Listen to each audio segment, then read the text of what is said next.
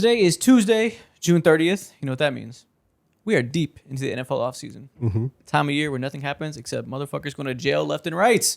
It is criminal season for the NFL players that every season cannot help themselves but to do evil things.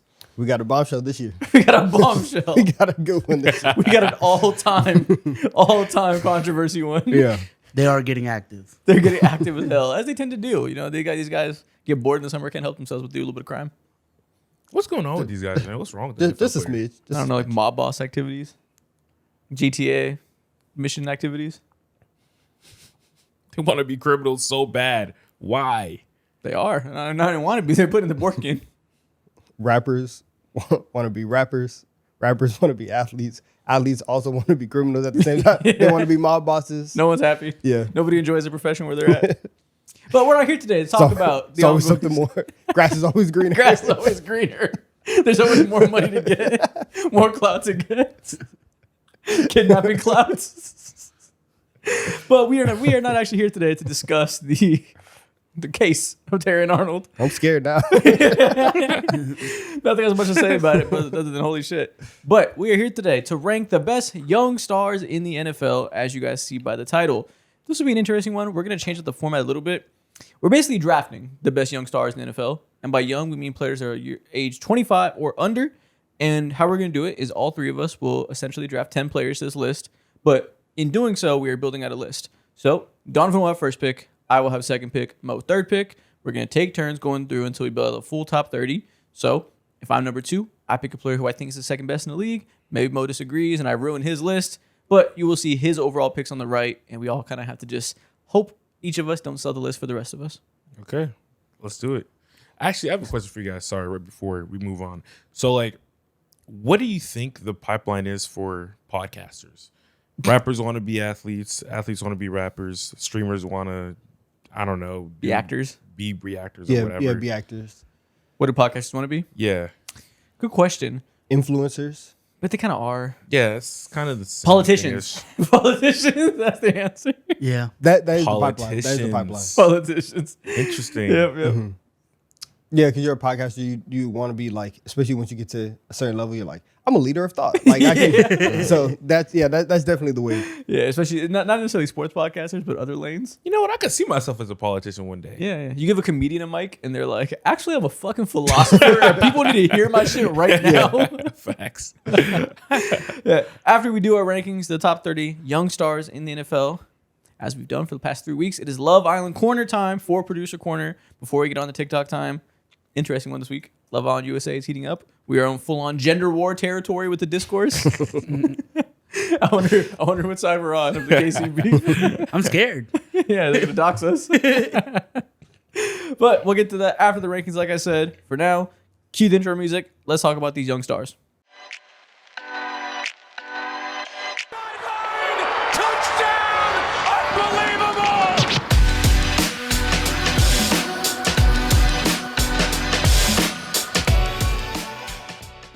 Like I said in the intro, Donovan, you will have first pick. Take us away. And I guess we should lay some guidelines before we get going into it.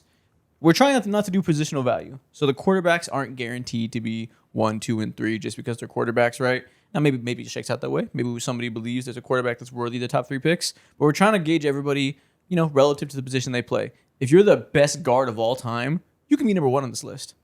Like if you are Jonathan Ogden in the NFL, you can be number 1 on this list. If you're the greatest tackle we've ever seen, same thing for DT. These positions that aren't normally valued. If you are literally Aaron Donald, you can be 1. And if the quarterback's the best one is like Carson Palmer's generation, he can be 25. It doesn't matter if he's a quarterback. We say that now. We see if we stick to that, because I'm sure there will be some tiebreakers or positional value will come in. But we're going to try to gauge everybody just relative to their skill and their positioning in the league. Okay. Take us home. Donovan, where are we going first pick in this We're draft? going with the quarterback first. Fuck, we backbended already. And I'm going with this quarterback because, in my opinion, he should have been the MVP of the league. I'm going Drake May right here. Okay. You know what? Yeah. I also would have went Drake May. I said all that. I also would have put Drake May at number 1. I think when you think about, especially last year, because it was so different in terms of the guys at the top, Mahomes, Burrow, Lamar all having off seasons, and then Josh Allen really the only one that's staying healthy. There's like in terms of young quarterbacks, Drake May is the guy right now. Like we think that Caleb can get there. He still has to make that leap. We saw year one from Jaden Daniels. He still has to make the leap in terms of consistency. And now let me see you do it multiple years. I know that Drake May, obviously last year was the breakout year, and he took that leap. And so if you're looking at him versus Jaden Daniels and you really, really believe in year one, maybe we can get into that conversation. But I think that the way that Drake May has been able to elevate the Patriots in 2 years and really, really lead this offense to the heights that they have, and the play that he's been able to accomplish with a, suboptimal skill position group around him. Nice way to put it. I think he's one, and I think that it's fairly easy for me. Yeah, he checks all the boxes, right, of what you want from a franchise QB, and showed all those boxes in year two. And obviously, we talked about it. The quarterback thing, we're not going to automatically put you there. But if you really are kind of like a foolproof prospect and show all these things, and like we don't have the weaknesses to point to of a Caleb Williams. We don't have the injury concerns of a Jaden Daniels. Like, you were just immediately the most accurate deep ball thrower in the league that continuously churns out chunk plays. Like you mentioned, elevates guys around you, which is like the number one important thing for a quarterback, especially a high end. You can be an average quarterback by just being able to make the throws, being able to extend the plays with your feet. But if you're truly making people better, there's really nothing to point to not put you one. Mm-hmm. Okay. You really think he got robbed last year? I do. I do think he got robbed. And like robbed is tough because like we know the context of like how these voters work. So in fact, there's one vote. I don't know. I think I don't think it should have been as close as it was. Wow. Like, I think that, so you went firmly, Drake. Yeah. I just think that like, and even coming into this offseason, you're gonna hear a lot of conversation about the schedule, and like I'm gonna make jokes about it just because it's funny. Yeah. But in reality, if you look at what he was working with, and really every other quarterback in the league, if they had the skill position players that the Patriots had last year, for any other year, you're gonna look at that and be like, oh my goodness, this is such a stepping stone, like such a boost up for his case. And that just didn't happen for Drake May because a lot of the conversation around the Patriots devolved into schedule talk. And so while it can be a point that like I use from time to time, I don't think it's the end all be all. And so I do think that he just played extremely well. And it's one thing to just have like wins behind your case, to be the like first, second, or third in basically every single like passing category. That's another thing. And so I do feel like he was robbed last year. Okay. Yeah. I know why he won, and we know Yeah. the precedent of these how the voters work. And the MVP has kind of become just like the Heisman Trophy, where we kind of have to just accept that this is how the voters work and this is what they want this award to be, and it's being shaped narratively by the masses, like moving in one direction. And I just go with it. I'm like, okay, if that is what it is, I'm not going to jump on a table and say it should be something else. We know running backs can't win anymore. It's impossible. It's a quarterback award. It's a quarterback award that will reward certain things. So be it. So I'm kind of okay that Stafford won, but I do agree. I would have voted Drake May. I don't feel quite as strongly that like Drake May had to win it, but like I mentioned, I would have voted Drake May, so I can't be mad at you. I feel like one of the main reasons why he felt like Drake May had to win is because of the other guy who won it, Stafford. There's a little bit And of it's like resentment. disdain. for Little him. bit of Just a little resentment bit, seeping through. It He's trying to makes look his past it. it makes his argument when it comes to hating on Stafford all the time a little bit harder now. Facts. It made his receipts get pulled. Yeah. Maybe, but like I just looked at his head. but like again, like in terms of just how these conversations have typically gone and what Drake May was able to do last year, the jump from Gerard Mayo to Vrabel, like that's a massive jump, obviously. But you look at all the pieces that Stafford has, and in terms of McVay, Adams, Puka, who, if we were doing absolute value and we're gonna, Puka is eligible to be on this list. Let's see how high Puka goes on this list. I'm glad you mentioned that, because now we are here. Number 2, I'm not automatically going QB. I'm not going Caleb or Jaden Daniels or whoever. That's not going to be in my consideration for number 2. There are several players here that are either debatably or clear-cut best in their position in the league right now. Puka's one of them. Jackson Smith-Njigba is one of them. Penei Sewell, Bijan Robinson, and Kyle Hamilton is the group I have here now from 2 through 7 or so. How do you even decide that when all those guys are peak at what they do? I went towards versatility, and the guy that I think is the most clear-cut, like 99 overall type player that if I was starting a team, I think has the most impact by being placed in that team, Kyle Hamilton is number 2 for me. Wow. You made the right pick. That was my two. Kyle Hamilton Wow. goes number 2. Okay. The debate to me was between Puka Nacua and Kyle Hamilton for number 2. And with respect to the other guys I mentioned that are the best at what they do, I think Bijan's the best running back in the league right now, but it's maybe that's more about the other guys being old. I think JSN and Puka are very close, obviously. Also, Will Anderson Jr. is in that debate, but again, I think he's number 2. Maybe that's because TJ Watt fell off, etc. Kyle Hamilton is a clear-cut best safety in the league. I think he's one of the best safeties ever that I've seen in my lifetime of watching this game since 2007 or whatever when I was a kid. The fact that he can rush the passer and be an effective edge, playing the run and providing edge pressure. The fact that he can play linebacker, can play high safety, run with tight ends, run with slot guys, play the run, be essentially the green dot linebacker on the field making the plays. This is the most versatile defender in the sport that outside of edge defenders who are always going to provide the most value just off of where contracts are gone in this era and how much it matters to impact the passer. Kyle Hamilton to me is even if this wasn't a young player list, I'd be considering him in the top 10. Wow. Okay. That's kind of shocking to me. I had one other guy that you didn't mention who's very much in the same tier and feels like a 99 overall player for how versatile he is, how powerful he is, and how of course, no one's going to think of him as the best player at his position simply because there's a God who exists in the NFL right now. And there's such a clear gap between him and everyone else.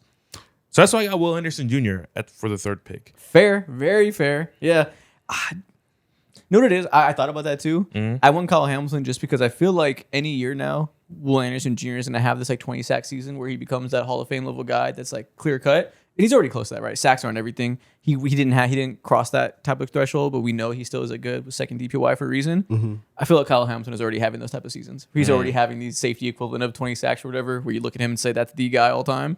So that was the tiebreaker for me. But I definitely respect Will Anderson Jr. this high. Yeah, I think that I would go Kyle over Will as well, just because for everybody else on this list, Kyle Hamilton is the one that has quarterback level impact where you put him wherever and everything is fixed. It's oh my gosh, our defense sucks. Put Kyle back there. And then it's oh my gosh, our defense sucks. Put Kyle up front. And then the defense is fixed. And so his versatility is able to keep the Ravens afloat when they've had so many injuries over the last couple of years and things have been in flux. That was ultimately the deciding factor for me. Okay. But He's built like a linebacker. He's 6'4", moves like that. He's truly an anomaly. Yeah. Okay. Will Anderson Jr.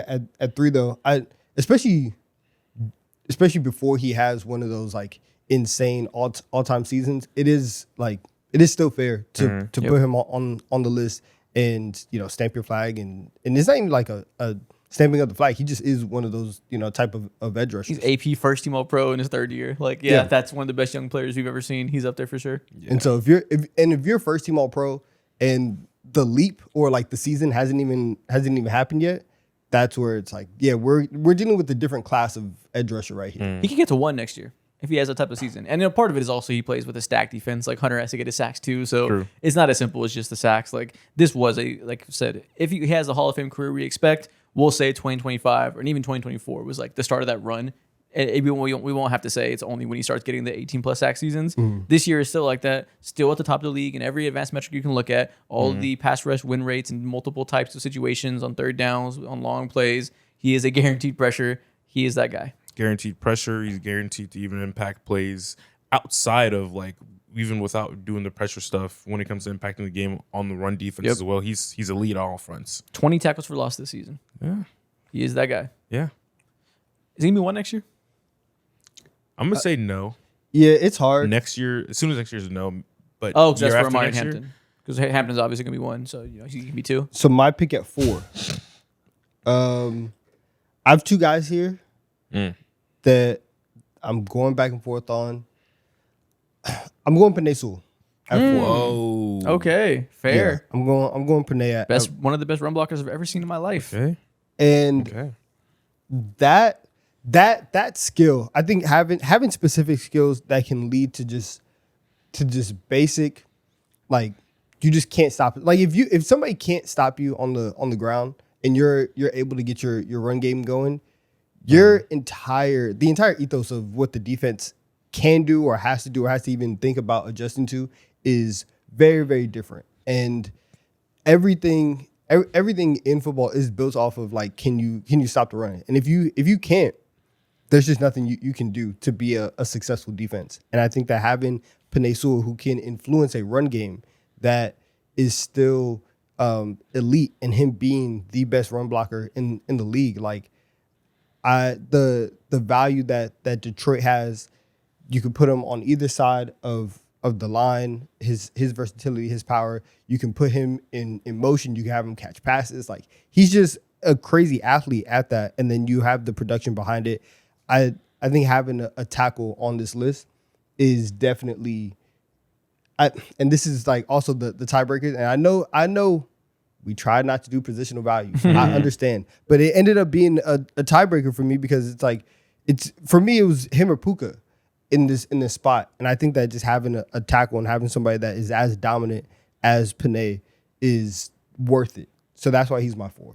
Fair. Yeah, I didn't go him in the first round. Obviously, he's in that consideration just because, I don't know, maybe just the bias of going towards like elite pass protectors over run blockers. Yeah. Where Penei Sewell's a great pass protector too. Not to say he's not, you know, elite, but not the best in the world level from a tackle. He's the best in the world run blocker, and like, I don't know, 5th or 6th best pass protecting tackle, which is that's an amazing combination. If that was flipped, would he have gone in the first round for you? Maybe. Because you know who I'm considering here? I'm considering Joe Alt, who I think might already be the best pass protecting tackle in the league. Okay. I'm not going him here because of the injuries and the fact he hasn't put together for a full season for me to firmly say that.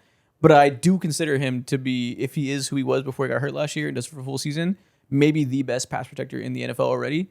I would probably choose that over the run blocker, just in a matter of philosophy of like, would I rather have that guy who holds the left tackle spot down, blind spots protected, nobody's getting pressures, or there's Mauler in the run game? I'm going to go towards the pass game just for like modern NFL meta reasons. But I can't be mad at Sewell there at all.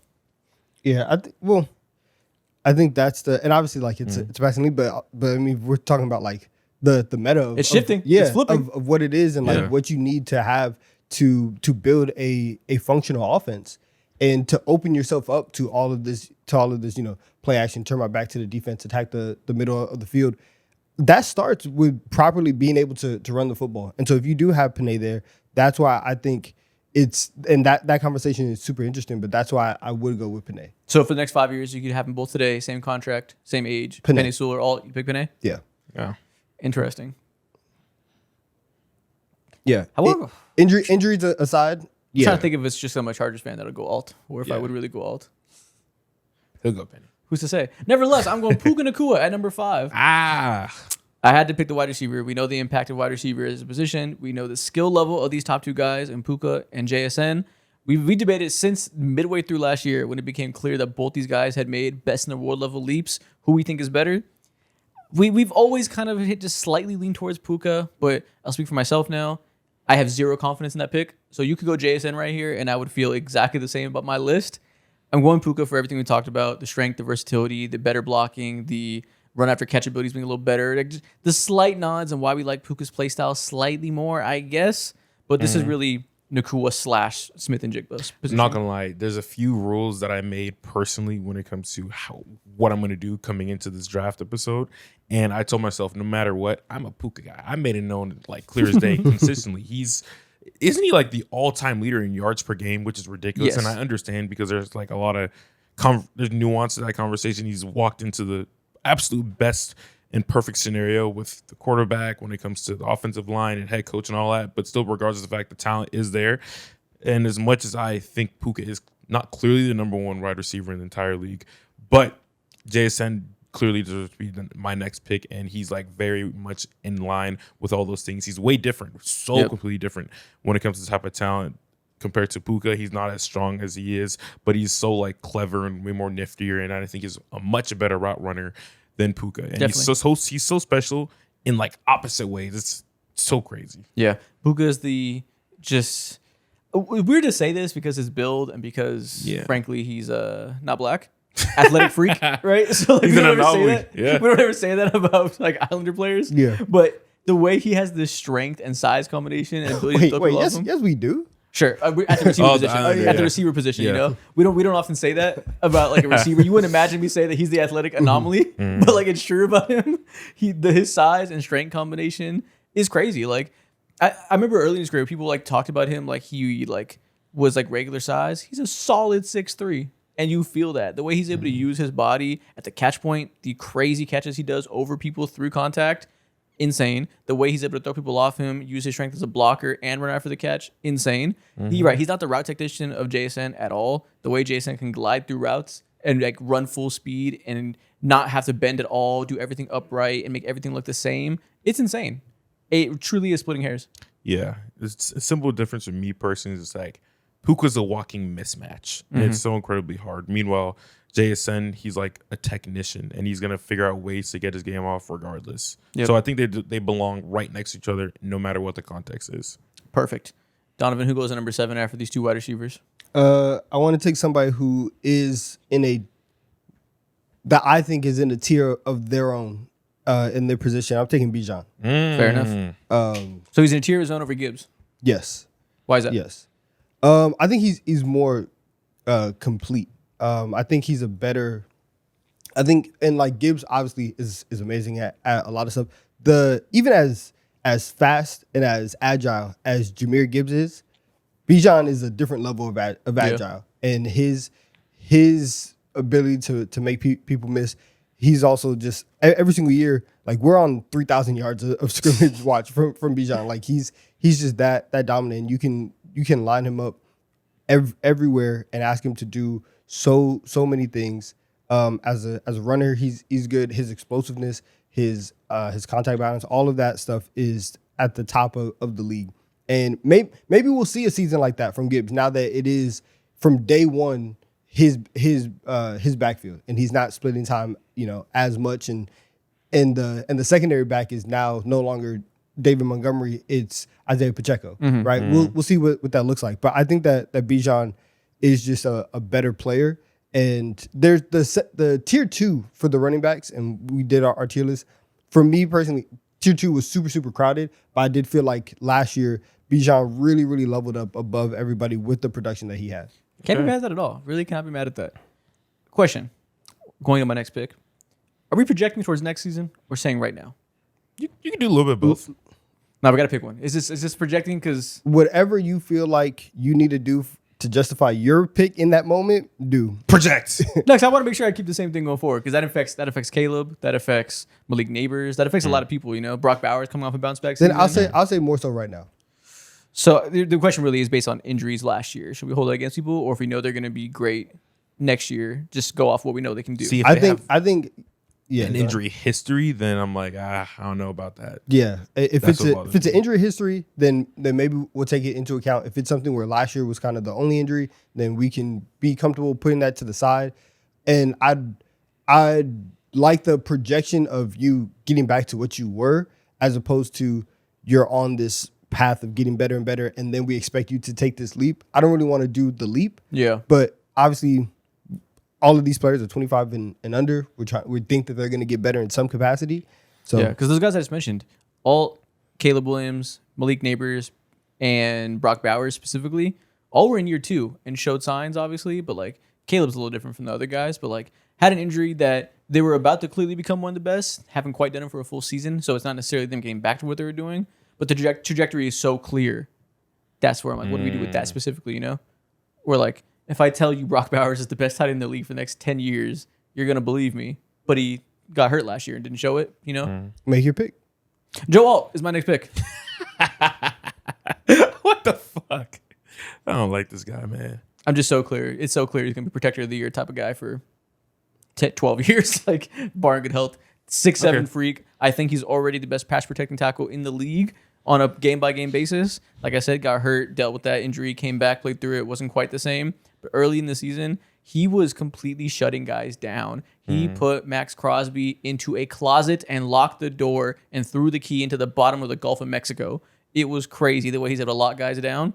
Again, got hurt and hasn't been able to do it for a full season, so I know I'm kind of glazing right now. I'm just so certain that this coming season, he's going to be all pro level, assuming he's healthy, which maybe is not a good assumption. He's a big guy, dealt with some ankle injuries. I don't know if that's something we'll see going forward as a common recurrence. I hope not, as a Chargers fan and Justin Herbert believer. I pray to God this guy stays healthy, but I'm pretty sure he's going to be one of the 2 best tackles in the league for a long time. Okay. I respect it. So at number 9, I can go a lot of places. And I feel like this is around the range where I would personally like have him ranked when it comes to all the other guys in the league right now. I think at number 9 I want to go Christian Gonzalez. Fair. Cannot be mad at that. Bro, like I just cannot wipe away the last time I saw him where like legitimately if he wasn't playing at that like top 5 level, I think he was a top 5 player on the fucking field not last year, but in the Super Bowl. Yeah. Without him, that game would have been absolutely disgusting and damn near unwatchable. And seeing how he's different from Kyle Hamilton, of course. Kyle Hamilton is like a different caliber, different tier of his own. I fully understand that. But Christian Gonzalez is special. The level of impact that he has, big as hell, the wingspan, his ability to like just get impact, whether it be like away from the ball or on the ball, deep field, middle of the field, it's special. Yeah. Besides Patrick Surtain, he might already be the best mirror your man, one-on-one, lock up this wide receiver on an island cornerback in the league. The size, speed combination he has and the way he's able to use his length, while also for a tall corner, not being a guy who struggles in space at all. Like he can stay in front of the shiftier guys, like get you in the front of the field and try to like, get you on a slant because you don't have the closing speed because you're 6'4". He doesn't have any of those issues. He's truly an all-around, well-balanced man coverage corner that could easily be the best in the league next year. Yeah. Easily. Yeah, could he easily have that type of ceiling? Now, I mean, I'm going to assume Surtain keeps his title until he doesn't, but Yeah. I won't be shocked in the least if Gonzo's the best cornerback in the league next year. All right. I'm trying to figure out who to go next. There's like 3 corners we could have picked in that spot, by the way. I know. Yeah. That's a strong, like, It's who tough. gets to be the first corner on this list? It's not a given that it's Gonzo. So you can go a corner here again, potentially. I could, and I was thinking about starting the run on corners. Yeah. They're all very close to each other. I will go Trent McDuffie Oh, that's At not what 10. I was thinking. at 10. Interesting. Okay, I had him like 6 spots lower. So I think that that McDuffie is obviously amazing, and he is versatile. You can play him inside and out. He's better inside, but I think that, and we were kind of having these conversations throughout the draft process, where it's like, oh, like how valuable is a safety? How valuable is an off-ball linebacker? And then you look up, and the teams that are super, super special are special because they have off-ball linebackers that are super versatile that unlock your defense, right? You look at where teams attack, and having somebody who can play inside and shut down receivers in that part of the field is super, super valuable. And so, yes, I do think that having, like, he's not the absolute best, on the outside. That's not necessarily his game. But looking at what he was able to do in Kansas City, where for so many years they were trying to figure out their cornerback room, and you were able to put him in a lot of different places, I think that his versatility is still really, really good. And that's why I think he's up there. And there's like a 5-way tie, like you said, at corner, where any one of these names could go right now, and it's cool with me. Okay, let's keep the run on corners going then. At 11, I'll go Derek Stingley Jr. Yeah. I think Stingley's better than McDuffie. Not a huge gap. I'm not going to jump on the table and be like, you're an idiot for putting Trent above him. Stingley's ball skills are just crazy. Maybe I just have the nightmares in my head of him terrorizing Justin Herbert in that playoff game 2 years ago, getting these crazy catches and like just being a true ball hawk cornerback. But his playmaking ability, while also being a crazy athlete and also being a technician like Gonzo, I feel like he has the ceiling as a big playmaker that maybe Trent McDuffie doesn't quite have, of making plays on the ball. That when these guys are all very good coverage corners, that might be the tiebreaker for me. That honestly could be the tiebreaker to go above Gonzo if you really wanted it to be. Wow. Yeah. Wow, that's tough, honestly. Like, I would probably pick him over McDuffie, but I'm not gonna act like it's crazy. It's a big gap. It's not like it's And especially this year, like, it's gonna be disgusting to see what McDuffie does with this defense and everything that he's gonna allow the Rams to do. And now that, especially the last 2 years as the Chiefs pass rush has really deteriorated. Now, okay, Trent McDuffie only covered for 1.5 seconds. okay, Trent McDuffie. The level of ease that he's going to be able to have, and his ability to to play off, to play up, and play press like that. That's very very important to me, and I like that style of corner as well. I like corners who like to press, and McDuffie does that a lot. So that again, it's like a 5-way tie. There's 2 more guys that honestly I wish I had just back-to-back picks I can just take all right now. Yeah. All right, Mo, we're here at pick number. What are we at? 12 or 10? Yeah, I think we're at 12. Do you start to consider your QB here? Nah, I don't think so. I think I want to hold off on QB for now, and instead, I think I'll go Jahmyr Gibbs. We mentioned him briefly earlier. I fully agree that like he's clearly behind Bijan Robinson, but if you feel like he's better, more neck and neck, I can understand that. When it comes to just like the straight up like breakneck speed and agility, I think he can go band for band with someone like Bijan. Seeing how he's just able to like blow up any defensive scheme the second that he has a breath of fresh air and like go for 70-yard ones, 30-yard ones. So no matter what it is, it's special. And yeah, there's been like a lot made up over the last there's a couple first years in the league where he like struggled when it comes to pass protection and shit like that. But now he's even better at that. So I think he's definitely a fair shot at number 12 here. Yeah, especially this coming year. Obviously, David Montgomery going to be the bell cow. Everybody's been wanting to see it for years. You're finally going to get it to see what 3-down back Jahmyr Gibbs is like. See what 80% of the touches at the running back position Jahmyr Gibbs is like. I'm excited. This could be very fair, assuming he has that type of year. Perfect. I was trying not to look like a homer. I should have taken this guy at 10. Give me Quinyon Mitchell. Yeah, I was surprised you went McDuffie over Quinyon. Wow, I was trying to I was trying to play the game a little bit. You swap Quinyon and McDuffie, then I feel much better about the selection so Yeah, far. I was trying to push back on some stuff. Quinyon's just disgusting, bro. Like I will take the guy who obviously last year first team all pro.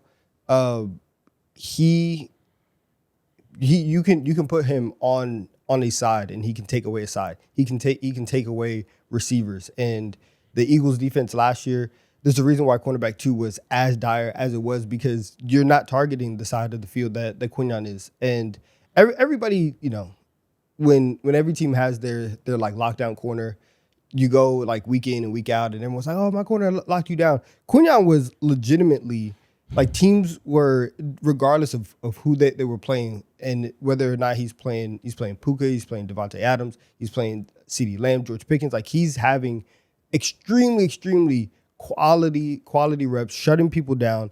And the strength of the Eagles defense now, it's gonna be interesting in terms of the secondary from the back end, because I have no idea who's playing safety alongside Makuba. But the cornerback room, the Eagles have the best cornerback room in the league with Quinyon, Coop, and Reek Woolen. And I don't think it's close, and I think it's highlighted. It's close? I don't think it's close because Quinyon, when you have multiple All Pros on your secondary, and the versatility of Coop as well, and the fact that you can put him inside, outside. They were talking a little bit about playing him at safety and base defense, which it's not going to be like a massive package, but he can do that. I think with those two guys and the fact that Reek Woolen is here, and he is a little bit underrated from some people, I think that they have it by far. Okay. Fair. By far it's tough for me when the Texans exist. We know there's other teams that also have a crazy cornerback room. So I can't say by far, but it's certainly debatable to put him number 1. Number 14. Now it gets real tough for me. I could pick Caleb Williams. If we're doing a little projection and we think he's going to be an elite quarterback next year, we can start getting into, like, at the end of the day, he's a quarterback, and to be elite is important, right? George Pickens had a top 5 receiver season last year and is still 25. Brock Bowers, I think, is going to bounce back and be one of the best pass weapons in the league. Do I have to pick Aiden Hutchinson? I was about to ask about him. Like, he has to get into this conversation soon. Like, the fact that he's able to be a one-man pass rush unit for a team at this young of an age, and he's been doing it since he stepped into the league, like, at some point we got to reward that for just being one of the most refined pass rushers in the NFL, that if he was like a slightly better play finisher, would also be pushing 20 sacks a year. And what do we do with Jalen Carter? A little too early. Maybe. Coming off a weird year. That's why I'm kind of okay with him being a little bit lower on this list. Talent wise, this is the range. Yeah. Honestly, talent wise, he's top 10 range. But last year was just super up and down. And I mean, he missed a couple games. He had some injuries. Spit on Dak Prescott week 1 before the game even started. It's His season started with bodily fluids being exchanged. it's like, all right, man. Not even the guy's exchange, one problem? one way transfer of bodily fluids. So if you want to take him here, cool. I'm not gonna be mad. I at you. don't. But I just want to know when we start considering him. right now, Okay. Aiden Hutchinson. We're gonna put Hutchinson at 14. I think it's just when we put Will Anderson Jr. at number 3, just because he's this impactful of an edge. Hutchinson is like right there in terms of impact in every metric. Sacks is obviously up there. Pass rush win rate, he's up there. Maybe isn't quite the run defender. Still a good run defender. Obviously, it's not a weakness or anything. At some point, you have to reward a guy who's been this productive for this long and has been this important to his team. Okay. At 15, I'm starting to think about now. I know and I understand we talked about like positional value, but looking at how steep like number 2 is kind of fucking crazy. And I think I kind of want to go trench play right now. Okay. And I'm feeling a little Darnell Wright right now. You're going to go Darnell right up at 15. Okay. I thought you were going to be a homer and pick Caleb Williams. Nope. You're going to be a homer and pick your elite I think when it tackle. comes to like Okay. best in the league, he's up there, especially at right tackle. And yeah, he's the first Bear to be an all-pro since like at his position since like fucking 86 or something crazy like that, bro. Okay. His ability to just put motherfuckers in the dirt is fucking crazy. His ability to not fall for any fuck ass spin moves or anything like that is amazing. He's huge, great wingspan. Like when it comes to like having someone like Caleb Williams and knowing how like, you know, there's real growing pains that comes with that. Seeing that he's protected at all costs on that right side, the right side of the field is immensely important. So yeah, give me Darnell Wright. I respect it. Yeah, you really can't be mad at it. Like that is a fair pick. That he's one of the breakout players of last year that became a superstar. Mm-hmm. Okay, you had to pick a Bear at some point. Go for it. Shockingly, it's him. I know. I really thought you could go Caleb right now. I would have, but I'm like, I see the importance of him, and I'm like, I can't let this guy. I can't. Yeah, let this and guy for slip the so far. position, Bright's probably better right now than Caleb. Yeah. back to having a decision between 2 guys, and I feel really bad because Brock Bowers should probably have gone by now. I do think that Brock Bowers is like last year was super weird, but because of the injuries. But in terms of having a tight end that can lead your pass catching, It's so crazy. group, the only legitimate like tight ends that you can build full passing offenses around, especially in the past, those are just Hall of Fame guys. Yep. You know, like you're talking about Kelsey, Gronk, Gonzalez, like those Antonio Gates, right? Those types of guys who it's okay if you're obviously it's not optimal, it's not ideal if your wide receiver 1 was Jalen Naylor or Trey Tucker or whatever, but we're gonna live because we have this guy. He should go. I'm not gonna take him because I am gonna take Cooper DeJean here. Okay, now the homerism comes in. No, Both back to back. hold on. And here's why. Here's why. Because when we were talking about the 6 corners that were tied, he was in that for me because although he is not the absolute dominant outside corner, it's kind of the same thing with McDuffie of having somebody who could play nickel that is extremely dominant it's a cheat code, and it allows you to do so much on your defense, and it unlocks everything. And when you have, in my opinion, the best nickel in the league, that's why I feel that he's up here. He's 23. He's one of the best tacklers at that position. They try him all the time because Quinyon's on the outside, and he's white, and they say, you know what, we're gonna go at him. He's second in the league in pass breakups. He doesn't miss tackles. If you need him to, he can play on the outside.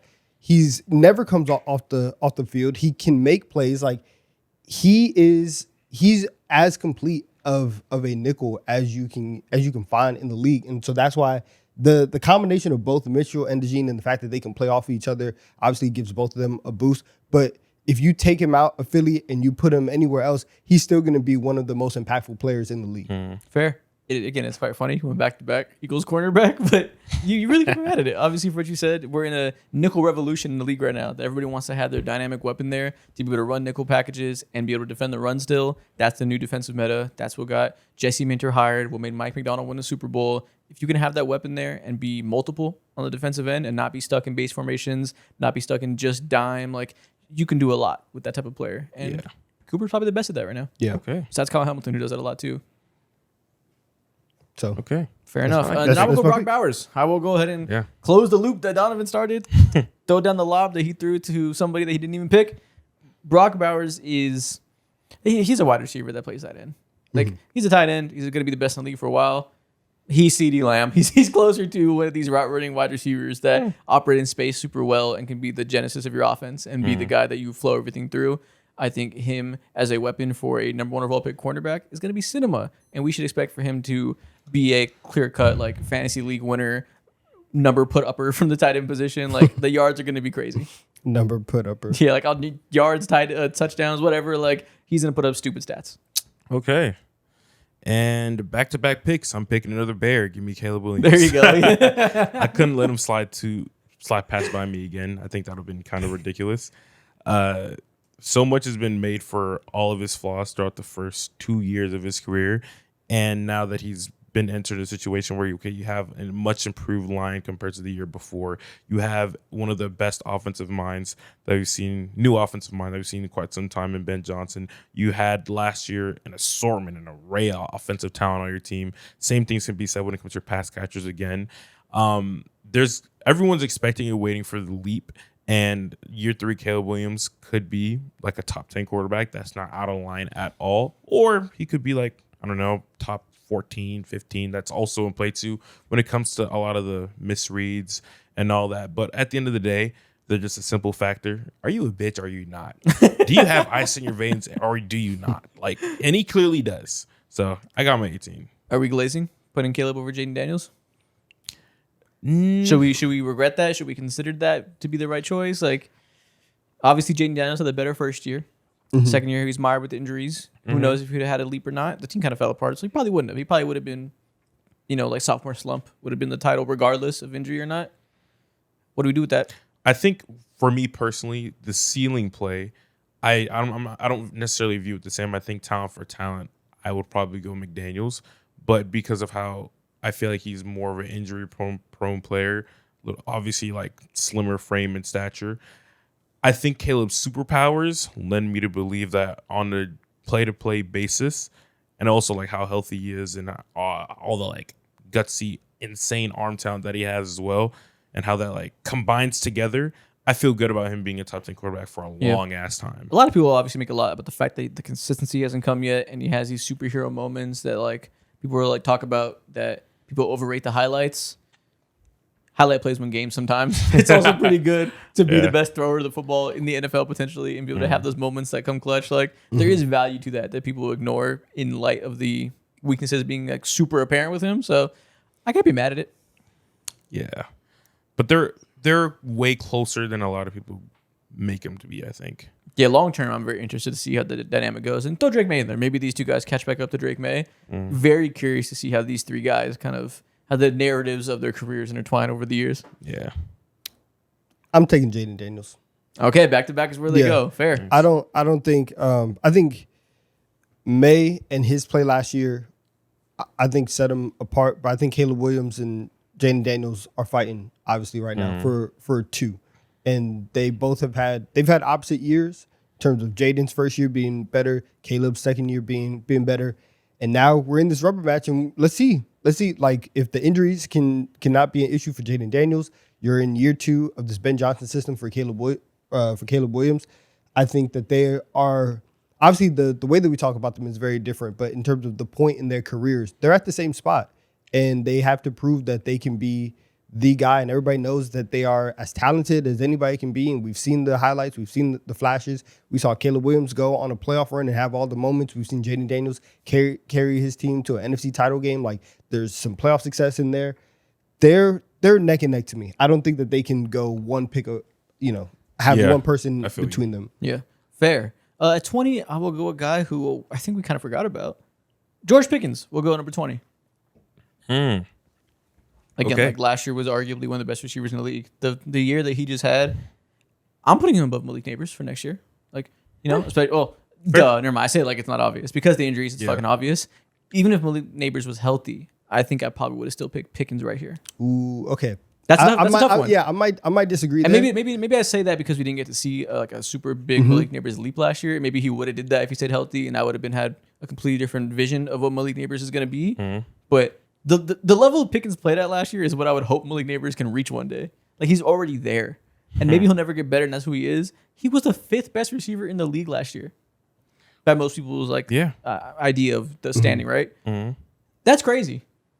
Is it a guarantee that Malik Neighbors is ever that? No. It's quite likely. I think he will be, but that's kind of the ceiling for a guy, unless you become one of the greatest of all time. Yeah. Okay.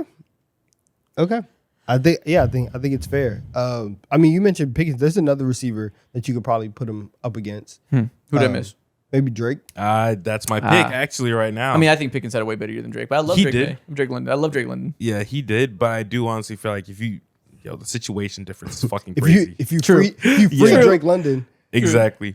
And I think going into next year, I think you'll see a better season from him simply because you have a different offensive mind and someone who's going to be unique in their schemes in Stefanski.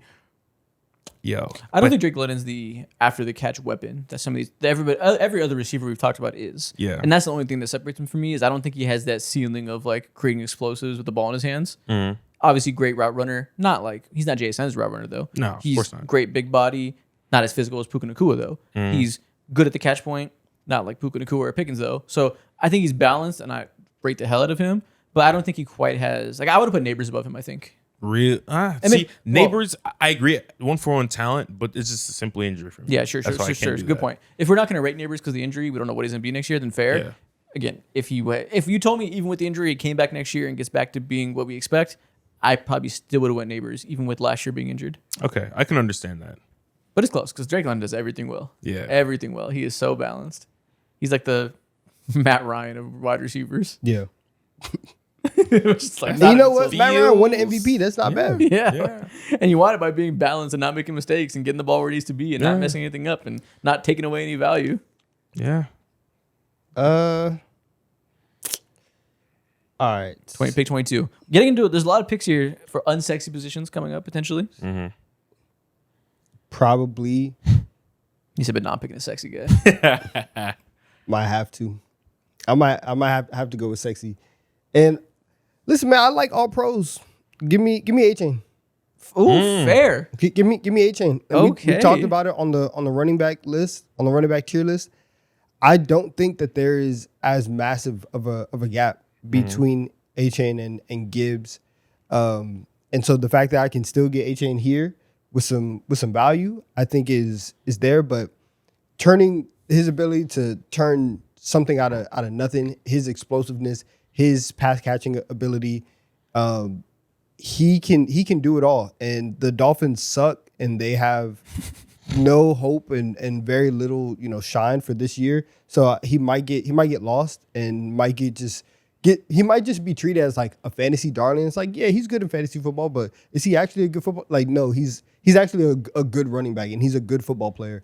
And I think that at 22, it's very, very good value. Can't be mad at that. Yeah. I'm not sure it's a guarantee that Gibbs is like actually better than him.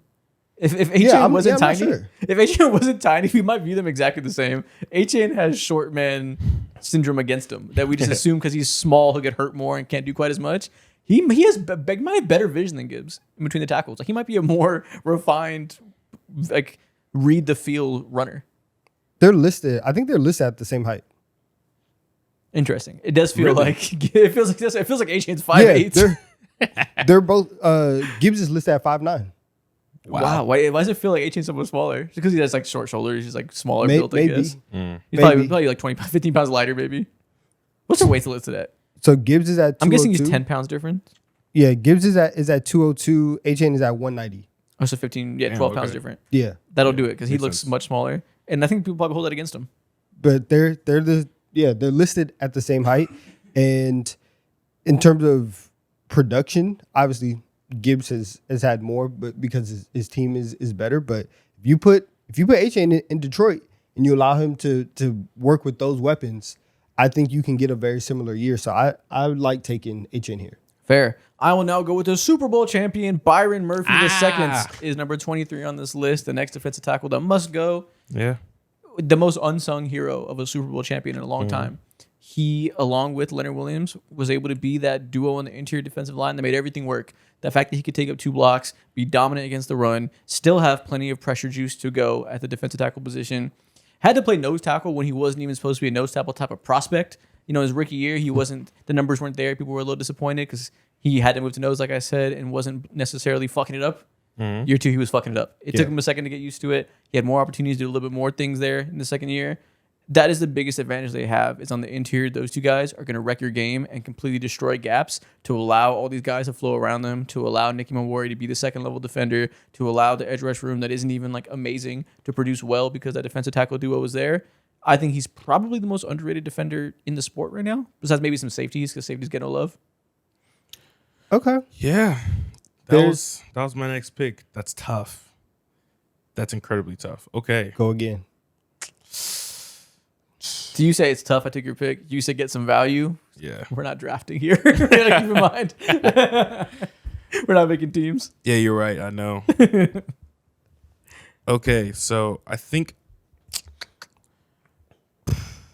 this is like pretty much wide open for me now at this point. Yeah, this is the toughest part. I have like 8 names that can go in this 7 picks. Yeah, exactly. I don't necessarily like hate all of them either at all. Could go the other DT we mentioned earlier. I could see him being very close with Byron Murphy. Yeah, I definitely see that. I think what I'm gonna end up doing. You know what? This is my pick. I can do whatever I want with it. I just realized this. I do have like free will. Who's gonna stop me from doing it? Give me Colston Loveland. Oh my God. I think this guy's gonna be top 3 in his position next season. 3 Bears. Yeah, I mean, shameless or not, I do believe he's gonna be top 3 in his position last year. Fucking Remy Luther. The late that would have been disgusting. The late season resurgence from him, seeing how he was actually being like used towards the back half of the year, the size, the physicality, his ability to just like be unbothered and be like legitimately hard to tackle is insane. And I think that'll carry him to be at least like a worst case scenario, he's going to be top 4 next year at his position. Value that a lot. I guess we can't be mad at that. You know, if we're projecting, we're in off-season preview time. All that matters is next year, projecting with these young guys. Year 2 Loveland. Yeah. If he's the 3rd best tight end in the league next year, are you surprised? Maybe. Maybe? Really? Maybe. Kittle's MIA? Kittle. If I tell you it's Bowers, McBride, Loveland is a clear top 3, would you be surprised? All right, no, I guess not. Yeah, like that's fair. All right, fine, whatever. Fair. And then McBride is older than 25, so he's not on this list, but Bowers and Loveland go there. And in the same way that nickel is in a renaissance right now, tight ends in a renaissance. Everybody wants to run multiple tight end positions. Loveland can block. And God knows you can receive. That's going to be a more and more important type of player as the years go on. I say that maybe 3 years from now, tight ends will be off meta. So for the next 2 years, Colston Loveland will be one of the most valuable players in the sport. For the next 18 months specifically, this is his league. At 25, I guess this is really, you're really starting to see what I value. But to pick a fucking corner. Yep. I'm taking Witherspoon.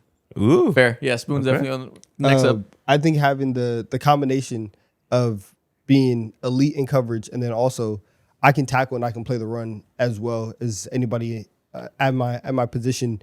There's so many like the name of the game in terms of like defense and what makes defenses truly special is when you have players that are extremely versatile and can do things that you don't have to swap out personnel all the time, right? You don't have to have, I have this corner who can play man, I have this corner who can play coverage, I have this corner who can tackle and play the run. If you have people who can do it all, then you are able to play whatever defense you want. You can disguise your look in whatever place you want. You don't have to show your tendencies, and you don't have to feel like you are being compromised if you go to a certain look on a certain down and distance. And the Seahawks are able to do it because they have so many guys who are versatile, and Witherspoon is like that. And so he's going to be on the list. And, you know, he's trying to figure out his extension right now, but he's in line to be the highest paid corner in the league.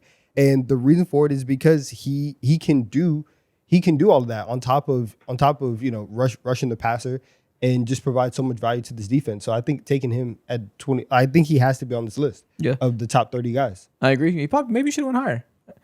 Interesting. You picked both the corners that were once the best slot in the league that moved to outside and showed they can still do that too. And Witherspoon and McDuffie. It's important, man.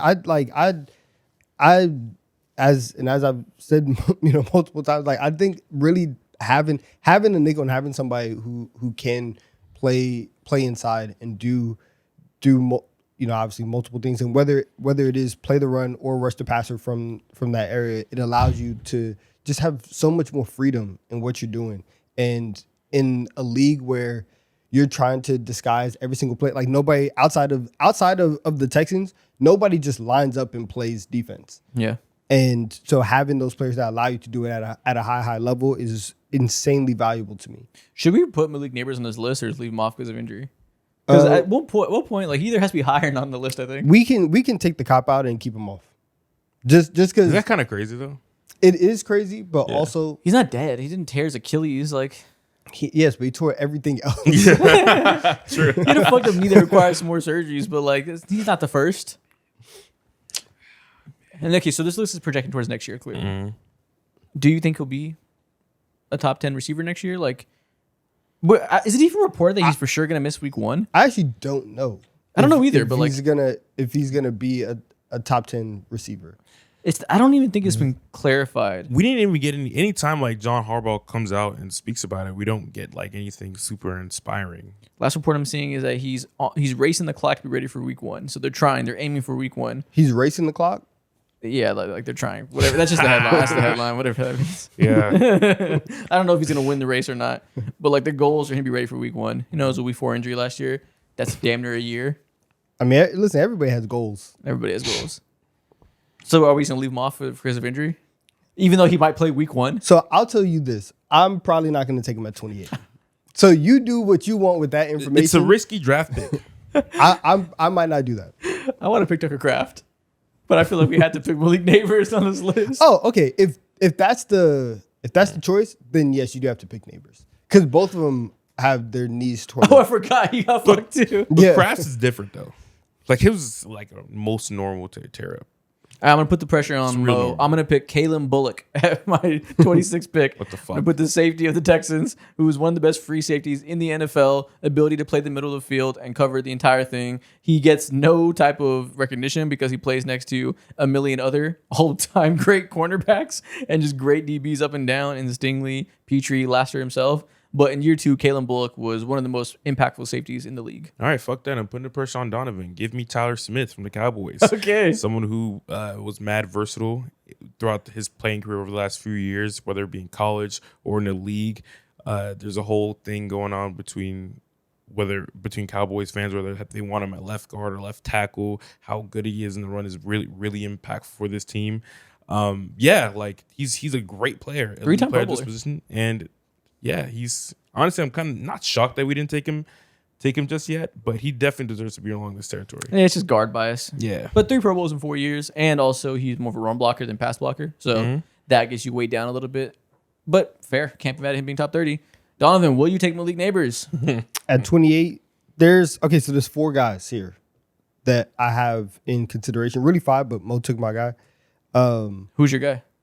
I was thinking about taking Tyler Smith. Oh, okay. But also, you mentioned Caden Bullock. I want to take the 2 Lions safeties. However, Branch has the Achilles injury. Kirby Joseph also, we're talking about Malik Neighbors and his knee injury. Kirby Joseph has the same thing. Yeah, I disqualified them for injury. Yeah. Because those are actual, like, you might be fucked this year. Yeah. But respect to the Lions safety. I love them a lot, but I have no idea also the Lions defense. They about to give a 50 a game, man. Damn, man. That's why I have have- 8 Hudson yeah, high, because it's you. Yeah. It's just you. It's just you. Everybody else is with them. It's just you. They lost Anzalone. They lost some corners. They lost Arnold, 2 safeties. Oh, and Arnold, fuck. I mean, Arnold kind of sucked, but Yeah, still. but whatever. Any year could have been the breakout you year. lost a starter. Yeah, we were waiting for the breakout last year. It could have been year 3. Hey, man, they're finna give up 30 points a game. Oh, man. All right, cool. I'm taking Jalen Carter. Oh, I forgot about Jalen Carter. Whoa, Yeah. yeah, damn. Yeah. Forget about Forgot it. Yeah, about last Jalen year Carter. last year was insanely weird, and there were points with the injury where it got to a point where people were questioning like effort, and Yeah. so whether it either was effort or the injury, he was saying, there was a point where he couldn't really lift his hands above his head too much, but he was compromised last year. And in whatever way, Sounds like he got shot. in whatever Sounds way, like he's a fan. Yeah. You want to say last year wasn't the year for him, but what we saw coming into last year was a player that as a DT is great as a pass rusher, can do everything, can move all around the line, is versatile, and was somebody who was in talks to, can he potentially be the defensive player of the year? Could he have one of those breakout seasons? And I think that we can get back to that. The last year, the Eagles didn't feel it as much as you would think that the drop off would have been, just because Jordan Davis had a really good year last year and he stepped up and had the career Wait, season. how old is Jordan Davis? He's 26. Yeah, okay. Makes Gramp. sense. Yeah. Okay. Yeah, he stepped up. But if Jalen Carter can be healthy and cannot spit on people, he is somebody that could be on the DPOY ballot. Yeah. It feels weird having him this low. Just like it feels weird having Malik Neighbors this low, who I will pick now. We'll go ahead and put them both here. They're low for different reasons. Actually, kind of the same reason. Injury related and just not being on the best trajectory relative to its talent level. But it was between Tucker Kraft and Neighbors. If I leave Tucker Kraft off this list, I guess I'll live. If I have to look at this list and see no Neighbors on it, I know we're going to look fucking stupid 6 months from now. Yeah. So Malik Neighbors goes to 29. Okay. I like it. Thank God you did that for me, because I wasn't going to do it. I was Oh my too scared. So at 30, my last pick will be Nicky I Manwari. knew you were going to say that. I knew you were going to say that. Yeah, I know. Between him and Loveland, you love your rookies. Yeah, I have to. Again, versatility is ridiculous. His ability to be literally everywhere and be impactful on all levels of the field, once in a while surprise you and be on the line alongside DTs too. It's ridiculous, bro.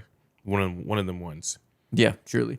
I didn't put him, I didn't pick him in my last few picks just because he is in the best scenario ever for a football player playing a Mike McDonald and a bunch of stars. So he's probably more raw than we give him credit for, just because he's really being able to be pushed in the specific direction he should be used as that athletic nickel. But he's still amazing and was still a big part of winning the Super Bowl. So very, very fair that he's on here. Mm-hmm. And the Seahawks probably had the most players on here, don't they? Yeah, they're. How many do they have? 4. 4? Yeah. JSN, Spoon, Murphy, and Iman Wari. If you would have extended this to like, I don't know, top 40, top 40, I would put like Greg Zabel too as well. Yeah, Charles Cross might have made this list. Yeah. We could have been all the Seahawks young players because they won a Super Bowl off a young core. Yeah, they do have the best assortment of young talent in the league easily, for sure. My next cut that didn't quite make it, I was going to consider Garrett Williams, but I knew you guys would have been like, what? And Tyler Linderbaum was also on my radar. I was like, I don't know, man. He's a center. It's tough for me to really have a strong opinion about his value versus a guard or tackle, whatever. It's hard for me to really tell like who's the best there between those positions of and who matters the most. Pressure Man was on my list. Also for first cuts, Jared Verse. Jared Verse, Isn't he? He's 25? Yeah. Oh, he's like 25 already, even though he's year 3 because he was an old ass rookie. fuck. Okay. I didn't know that. I assumed he was 26. Should have picked Unk. That would be I was going to be nasty and pick Jordan Love too. Not Jordan Love. My bad. What the fuck? Jeremiah Love? Jeremiah. I thought about Jeremiah Love too. Yeah. Because I But think I he's was definitely like- going to be on here. That's Like- doing too much. Like, he's better at football than Drake London, who's at 21.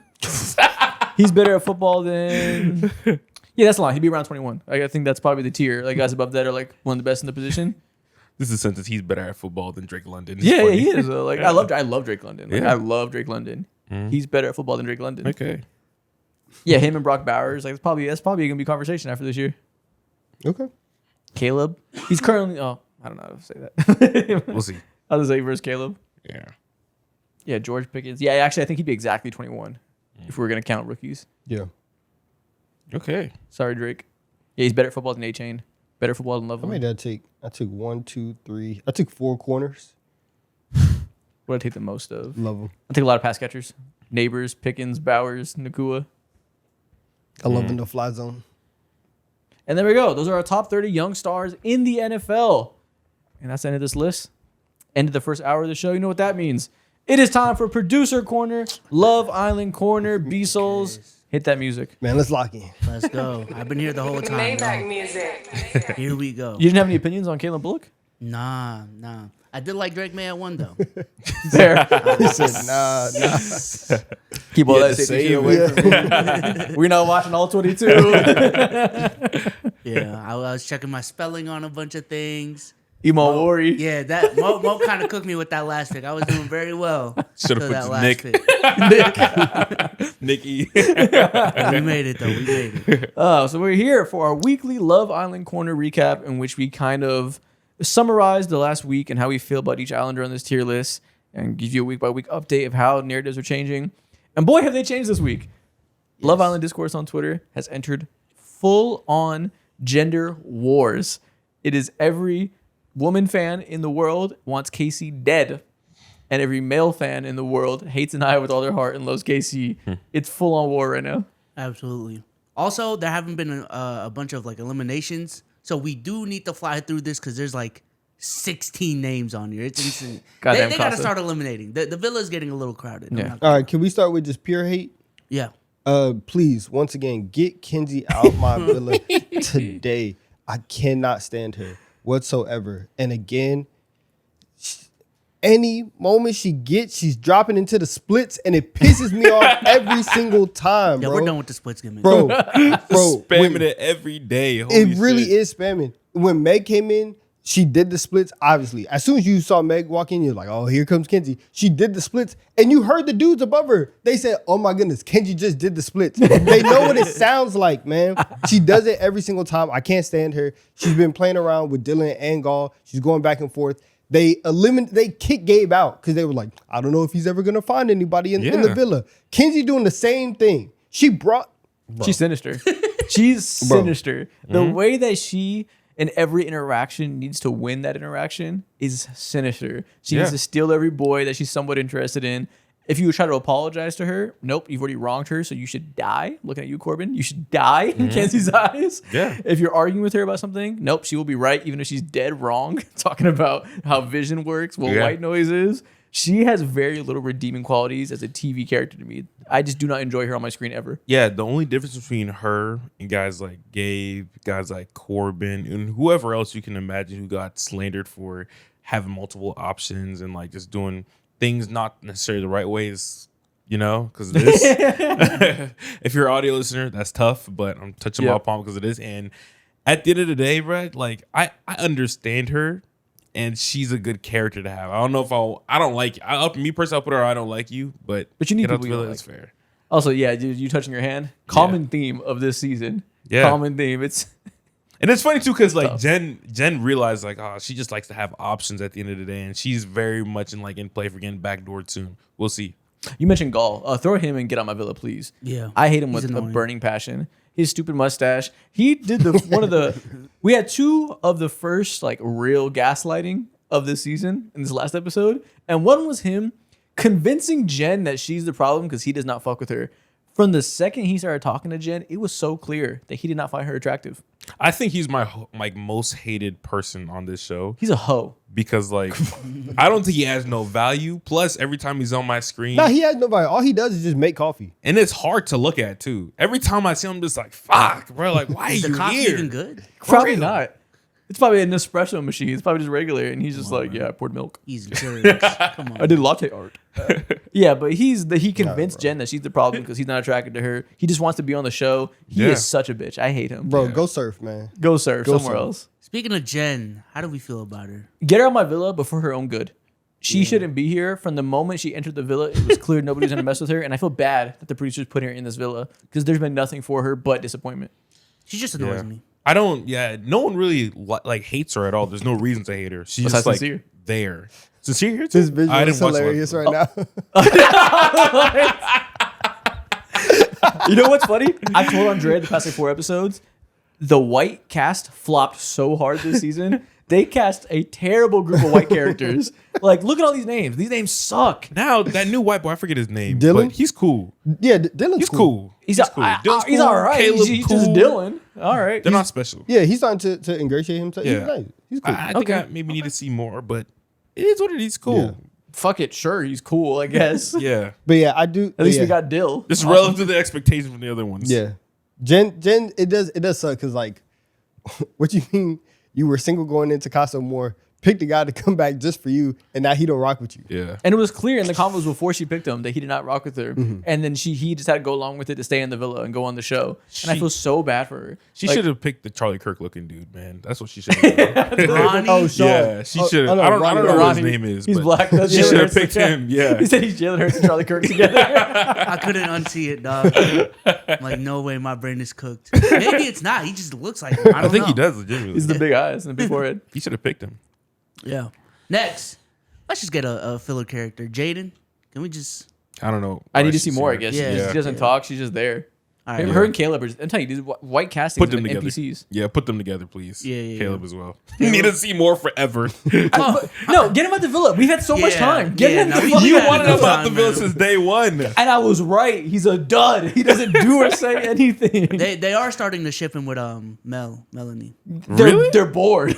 Yeah, on some like Nickelandia shit. They're I'm like, board. It might work though. You know, Yeah, I it might might work. something. We got a theme here. Get Jade at the villa too. She can go with them. They can leave together. You want everybody. Dylan is the great white hope of the season. Put Jaden down there with Caleb, please. Caleb, like he does have to. He's also just he doesn't do much, but he's also just not built for the villa. Like Yeah. it's not. This is not his style of game. Yeah. So he does have to go. He needs to go on the Bachelorette or something. He would kill on the Bachelor. That's why they love the sweet boys. Go over there. Yeah. Oh my The sweet goodness. cowboys are good on the Bachelorette. All right, next, let's go. Oh, he Parmita. dominate. Uh, She has to get out of my villa. really? What? What? She has, no. She actually pissed me off yesterday. She's not going there. She does. What'd she do yesterday? She does because she had the conversation with Corbin and she said she was like, listen, like I really like you, like I think I'm closed off. And Corbin was like, oh cool, we're having that conversation. And instantly she turned up and she was like, you can do whatever you want. I'm closed off. Like I was like, listen, I have no idea where any of this attitude came from. I don't know why you are so fired up just because you like this dude. You really do need to calm down. Like Sure, she you're, needs therapy, you're for sure. doing a lot. But she is a typical San Antonio woman. She's Persian. She's the most Latina Persian I've ever seen in my life. Facts. She is so stereotypical, fiery Latina who happens to be Persian but grew up in San Antonio around Latinas. She acts exactly how you'd expect a girl from San Antonio to act. It's too And much. It's crazy as fuck. I would never deal with it. But as a TV character, I like her and Corbin. Not even. They're only Just gonna two like. birds just Exactly. Yeah. bumping, like just bumping. I the like same. that our favorite himbo found somebody equally as brainless as him to go, we're so hot. We're the same. Oh my God, we're the same person. We're both Melanie. sexy. I was so confused when Corbin said that shit. So we the same person. And that's the only reason. That's the only sexy. reason why they're gonna work is because they're just gonna leave the villa and they're just gonna hunch. Just stare at each They're other. just hunching. Yeah. That's it. They showed it yesterday. They showed it yesterday. They were showering together. They're just They were hunching. showering? Yes. What? Wow, bro. And honestly, They get into it. I think those two should be in the final four for our just dumb, lustful couple. I like it. It's funny. They work together. I think I kind of want them to be endgame together. Yeah, Corbin is really growing on me. I'm really surprised. Me I'm too. really Hey, listen, surprised. he's about hilarious. to. He's getting blitzed tonight. Oh, yeah. Movie night. nights tonight. Yeah, he's in trouble. I think him and Parmita should both be on one of the top tiers just because they're just characters that need to stick around. I don't care where y'all put it. I just had to get my feelings off Fair. because she did that and that pissed me off. No, she's definitely psychotic. I wouldn't want to deal with her. I'm not Corbin. Corbin likes it clearly. I think they should stay together. I like him. Melanie. We're so sexy. You're just like me. What's wrong with this dude? All right, next, Amora. She just got there. She's Need to out see the more. villa, so it's like. I She came like her. Oh, she did. She came back, yeah. Yeah. You missed the last episode. They did a vote. She came back, and immediately she felt the way that Sincere kind of led her on. So she started going around telling everybody that like he told Melanie. She told Melanie that I think Sincere used me as a hall pass. Well, she used that because TT immediately pulled her. Instigating. Yeah, immediately pulled her and was like, listen, the Sincere that you know, not true. He is lying. He's doing this. He's doing that, which true. But so true in that like you should hate Sincere. But that part is really not true, though. He told Melanie everything. The funniest part of all this is Melanie is currently at her wit's end with Sincere. As she should be, because he's a piece of shit. But the funny part is, it's getting to that point now because everybody's telling her things. Yeah. She already knows about all these things. It's just hearing from other people. He's getting double jeopardy like a motherfucker. He didn't do anything wrong in Casa, but all the old stuff with Soul is building up now. But he came back and he had one of the greatest lines that anybody has ever said in a confessional. What did he say? Of saying, I mean, I tell the truth, but just not the whole truth. and so Real. I think that's where the two-facedness is coming from. And so it's like, He's the epitome of two. yeah. Batome, he's an Also, idiot. there's been a couple instances where people have used these words wrong, and I'm like, oh my goodness, all these children have been left behind. Y'all don't know how to read at all. It's crazy. But I think that for Amora, like, she came in and she's popping it because Sincere told her in Casa, if we had more time, it would definitely be you. And now they literally have more time. And after their first conversation, he let it go. He said, all right, I'm gonna see you, big dog. Big Dog is insane. I'm not gonna lie. He got pissed. big dogged her. Yo, To like that's friend zone. crazy. You know why? Because he knew. He's terrified of Melanie right now. Yeah. Because Melanie is like ready to drop him. Yeah. And it's just so funny because before Casa, when they started to get good, he has been like Decent. behaving since Yeah. then. But he's finally, everything's catching up to him for all the fuck shit he was on before that. So now as soon as he starts acting right, he's getting blitzed by Melanie. And I told y'all, he has a plan. It was do all the fuck shit and then have this arc of redemption going to Casa, come back and pick her. He's so calculated, including knows the game show he's on. His timing just fucked up because now everybody's telling Melanie these things and then she's catching up to him when he started Yeah. being good. His plan is getting fucked. In this last episode that I watched, you're right. He does tell he is true about himself. He does tell half truths. In the Meg episode that I watched, Melanie asked him, "How many times you guys kiss?" Him and Amora. He was like, "Oh, like 3 times." I looked at him. I'm like, "Bro, what are you talking about right now? That's said the a few- biggest lie of all A time." couple here and there. Yeah. All And right. he's just a generational people pleaser. Yeah. Where do y'all want to put him? Don't like you? Yeah, I don't like you. Yeah, I actually don't want him out the villa because I think he's like I want him and Melanie to make it work somehow in this like terrible toxic relationship. I want to see them have this storyline, but he's a horrible guy, obviously. Yeah, I think Melanie's probably. If I was to predict, Melanie's gonna drop his ass. For who? Are they, Is she? I don't think she is. I think they're made for each other. I think. I don't think she has it in her. You're right. They do feel like they're not Dominican, but they do feel like the perfect like Dominican couple in New Melanie York Well, City. she Who I is. just see. Oh yeah, Melanie is, and he's Puerto Rican or something Yeah. like that. They do feel like one of them couples that I see in New York Close often. enough. No, he is, Half Puerto Rican, half black. Yeah. They're basically Dominican. The amount of people online that have both their flags. I in know. their bio. It's the same. It's all right. Speaking of, Melanie. You know, I actually grown on me. If you remember, like our first recap, the first week, whenever she was tripping on Sincere, everyone hated her. She's gotten reasonable. She had her moment of everybody in this at some point in the show has an emotional breaking point where they're unreasonable. She's recovered from that well, and I think I like that she's finally like standing up for herself against Sincere. I think I like her now. Yeah, ever since that bed challenge, she's been straight. Yeah, she's recovered. I understand her. Her crash outs are very valid. Yeah, very, and valid. You could not like her because she's being dumb and continuing to choose Sincere. Probably. I'm kind of rooting for them in some weird toxic way. I don't. So I think I probably would be rooting for her.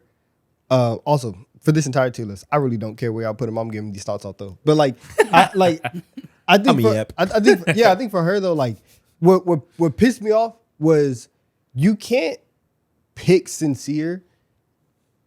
You can't pick Very to true. stay with Sincere. And then go off on him. And as soon as he's coming down, hair flowing and everything, you're like, you're embarrassing me. I hate you. You need to step it up. What You are got dick in the brain? Yeah. Yeah. What are you doing right now? If you truly felt like that, and the man that you actually like that was telling you, oh, you deserve so much better, you can't look at him and be like, you're everything I ever wanted in a man. You're perfect, and then go off on Sincere. Like, you Perfect's a can't do that. strong word, man. I'm not gonna lie. Facts. And 2 women use that word specifically.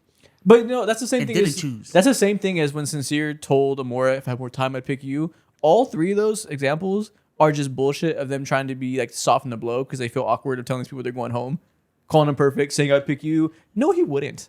He picked Melanie to him more time. He's just saying that because he wanted to like be nice, and it's hard to tell someone I'm not choosing you to their face. So they all just say shit like that to soften it. You know what makes it worse when it comes to the whole Melanie thing? It's because she also has like a group of people behind her just yelling at her about. But she's all right this at sincere this stuff. point. And she is right, but at that point in time, she's not right to sit down and look at what's his name, Corey's face, and be like, "Yeah, you're a great guy and all that. You did the most special thing for me, super thoughtful, but I'm picking this guy," and then go off on him. It's just very like backwards thinking. Exactly. Yeah, it is back. Trust me, we'll get into the thinking of this group of Yeah. people behind Melanie. It's, Who next, it's man? derailing the season. Let's go to Zach. He's so funny. I like him a lot of the times, but then 20% of the time he does the worst thing ever and says the stupidest thing ever that I'm like, oh, man. But I do root for him and Kata. I think that scene with them on the dock after they were in bed together for the second time was the most like real relationship scene we've seen the whole time, where they were like just roasting each other and like giving each other a hard time and like teasing each other for being jealous and calling each other hypocrites for getting jealous and stuff. Like that felt like the most true connection we've seen. Like other strong couple, we have Trinity and Bryce, who every time they're on screen, they're just talking about how much they like each other. Yeah. But I don't think we've really seen like a ton of spark play out. That was like real spark to me. So I don't know if I like him that much as a person, but I'm really, really rooting for him and Kata. Yeah, I think he's conniving still, and I'm just like, there's been so many moments that I could point out and trace to, but I think he's finally at the point to where like he genuinely likes Kata. He slipped up and said, "I love you." I don't know if he was just talking, maybe he just was or whatever, but I do genuinely do see like the spark being developed, and I can see them being like a real thing after this. So He's He's a podcaster at heart. I'm not gonna lie. a podcaster? He loves to podcast about every other relationship in the Yeah, world. yeah. I can't wait for, and I don't know if it's like how it's gonna come up, but he is being disingenuous to Kata and saying like, oh, like I wasn't feeling Alana like that, like I wasn't gonna bring her ass back. lying. Dog, she got removed. Well, you know, two things. In this last episode, he said, if I wanted to bring her back, I would have. That was like, Yeah. maybe he was just saying if I wanted to bring somebody back, I would have as a point. But like, you're right. You Maybe. can't say that when she got removed. Yeah. But to be fair, before she got removed, they showed plenty of scenes where he was like not really feeling her, where he was like thinking about Kata, he was clearly on track to come back to Kata, I think. So I don't hold it against him too hard, but you can't be saying shit like that. Like, Yeah. that either is a word slip up or you're being sneaky. I am a little suspect on that. I feel like because of the whole yeah. Alana situation, they did more than what we've been shown, in my opinion. I don't So you think that in the few episodes prior, they cut out some of the kissing and stuff to like make it, to give him that good PR? I personally feel like I can see just that. because of everything that happened, like they have to make it seem like, oh, he was never interested, so it's Fair. easy. But I feel like even with who was it? Amora getting cut off by TT to pull her away before like she was gonna get into Zach, like those things Yeah. are like, I think a lot more happened than we actually know. That's fair. That's actually that's a good theory. I agree. Because that's a very good theory that maybe he was feeling her a good amount. Yeah, and he's just forced to like, I mean, he can't bring her back. So Yeah. And what do we do with that? I don't even know. yeah. All right, Kata.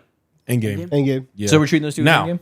I will say she had a terrible performance in that Meg episode. She was like one of the leaders of just like being the. I'm not going to get into the discourse or whatever, but she was just flat out wrong. Let's get about into it. Let's everything get into and fire how pit. she was just like aimlessly just yapping and talking and being. Let's get into the fire pit. Let's get into the gender wars. And being wrong. Just being wrong. Loud as fucking wrong. Yes, I know. Disrespectful as fucking wrong. I know what you're saying. And I think whenever Anaya said, let's get into the fire pit, 'cause she's Yeah. part of that. When Anaya said, is this Bad Girls Club? She's saying, are we being ghetto? I think all the girls started the Bad Girls Club shit before TT did. I like Anaya. I'm not my bad. I like Kata and Trinity a lot. Same. Their showing in the fire pit was fucking crazy. Yeah. The level of turn up they had from moment one on the boys, crazy. But I will say, the producers deserve an Emmy because of it. Those girls had so much rage in that fire pit, and it Yeah. manifested itself in such a horrible way. Yeah. Because they showed them those videos, because they did the photo thing, they successfully rage bait those girls into hating the men. And they did a great job because now, from that point on, this whole season is going to have so much animosity. It's crazy. The way that the moment they saw them, you're a bitch, die. Like, Fuck you. it was crazy. Say fuck you to Casey. I'm like, yo, bro, you doing too much. And That's Corbin crazy. is one thing. Corbin is one thing. He said the disrespectful And I understand comments. that. Yeah. Fair. You can get on him. the booze and all this stuff, like it was very, very, very immature high school shit. Yeah. The way they took it. And the KC stuff is just a whole different thing. Yeah. You understand, Corbin? And the KC stuff was crazy. Corbin was right back in Casa. He said he felt like he is dealing with like a lot of the girls at the villa were like high school esque, and I 100% see it. How are you getting on someone like Casey and Corbin? Meanwhile, you have someone who's literally even worse than people in Kenzie, and you're not holding her accountable even in the slightest. You're not holding Anaya accountable for her or really like reassuring her about certain things. The only person I've seen try to do that is for 2 seconds Trinity, but even then, it's been all bad. And that's how the show goes. You know, they same thing as a fan base having gender wars. They stick together. You know, they have the sisterhood and brotherhood. So it is what it is to some extent. But there's a level of understanding that like in that fire pit, you can yell at Casey and hate him for 1 minute and get it off your chest, right? When you get to 5 minutes of screaming and telling him he's a bitch, and then you get mad at his girl for standing up to him because it's been 5 minutes, you're being fucking ridiculous. Like, there's a line, and clearly they passed it to where she has to say something, and then to jump on her and be like, I'm not fucking talking to you. It was just I'm so... TT. It was just so tacky all around. Hell yeah. Hell yeah. I was Big bro, TT. I was Never the checking. little I'm not one. gonna Never lie. the little one. I was checking temp. I was on my TV too. I'm like, move, man. I'm even on the show. No one knows he move, man. All right, where do we want to put Trinity though? Just Endgame still, I guess. Yeah. Again, they had the bad showing, but we still like them. Endgame, yeah. What Yeah. about Bryce? Fuck, Robert Williams is staying with the Trailblazers. Damn Wow. it. You can put Bryce at Endgame, I guess. They are the favorites to win right now. Yeah, Which is put him there. It's ridiculous. You man. don't believe it? He need that money. No, bad, I don't. man. I don't believe it. I do. I'm not gonna lie. I believe them, but like I said earlier, they just talk a lot about how good their connection is. Very rarely do I see chemistry and I say, oh, they're so good for each other. Which is why I don't believe them. yeah. This but- is more genuine to me than Nickelandria from last season. Yes, because that was pure. That was pure like production. Yeah. The fact that both of them went home and then they were like, "Oh yeah, we've seen all the tweets. We're gonna give you guys a second chance," when second chances weren't really happening. Yeah. And now they had to bring back Carl and Amora just to make it seem like last year wasn't a fluke and that this is something that they actually do. That's not what happens, man. But they could be in game, whatever. Because we actually do need some solid couples. Yeah. Okay. All right. Let's get into the main topic. The main topic. I'm not gonna lie. Let's get into KC, man. Where do we want to put him? Endgame. I don't think know what happened last episode, but he's still been Endgame for me. I think I still like him. I understand the girls' issues with him. That he's been slightly rude, and they're treating him like he is the devil, and he like stabbed. Wait, Anaya. what's slightly rude? He has been You know what it is? It really is. He just be making faces and like Not even just that. Like There was a confessional last episode where he said, "Get off my dick." yeah, Which I don't care. About. finally I can get off my dick. Yeah. Basically, I think he is showing. I started clapping. Me too. But he's showing regular. It's true. You know what it is? He is showing animosity towards Anaya and the girls out of frustration, and he's showing like regular male emotion, and that manifests itself in like subtle anger. You know, girls are emotional in their ways, men are emotional in their ways. Men, it's like anger, and the women in the audience see that, and they're like, "Oh my god, he's dangerous. He's an angry man. Get him away from Anaya." Right? When He on that Draymond. So I'm tired of media trying to make me be an angry black man. I'm not that. I'm dead. Bro, the Yeah. discourse is getting Yeah. crazy. I'm man. dead. I'm No, telling it you. is. No, It's it is true, straight up. It is straight up that he is a black man showing emotion. He's a dark skinned black man, like, and you cannot do that. What he's showing isn't that different than what I think Anaya is showing. It's just manifests itself in how women show emotion and men show emotion and frustration, and that's making the gender wars where men think Anaya is the most annoying woman to ever exist. Women think Casey is the devil incarnate. They are both to me just like normal humans with a range of emotion that are flawed and at times have been too emotional. But overall, I don't fault Casey in the grand scheme of things for having his opinions. His biggest flaw is he's inarticulate as hell. He can't explain himself, and every time he gets opportunity to, they cut him off and don't let him. And that combination of not being good at explaining yourself and having a villa that doesn't want you to explain yourself has led to him just putting his foot in his mouth. Which I think, and that's why the conversation with Anaya, like I've gotten to a point where I don't like Anaya, and it's not 100%. I've been there since week 3. It's not 100% on her. I think part of it is the Anaya fans that have seeped into the discourse. So now I see her and I feel like I'm looking at like 1,000 people that are arguing in her favor. But the conversation that they had last night where they're having like their closure, it's literally the exact same thing where Casey is trying to let Anaya go first because he wants her to get out everything that she has to say. That way he has the space to speak freely and uninterrupted. And Anaya goes first. She says her piece, whatever. Casey comes back, and as he's trying to explain, Anaya once again interrupts him multiple times and does not let him get his speech off. And so they're going back and forth.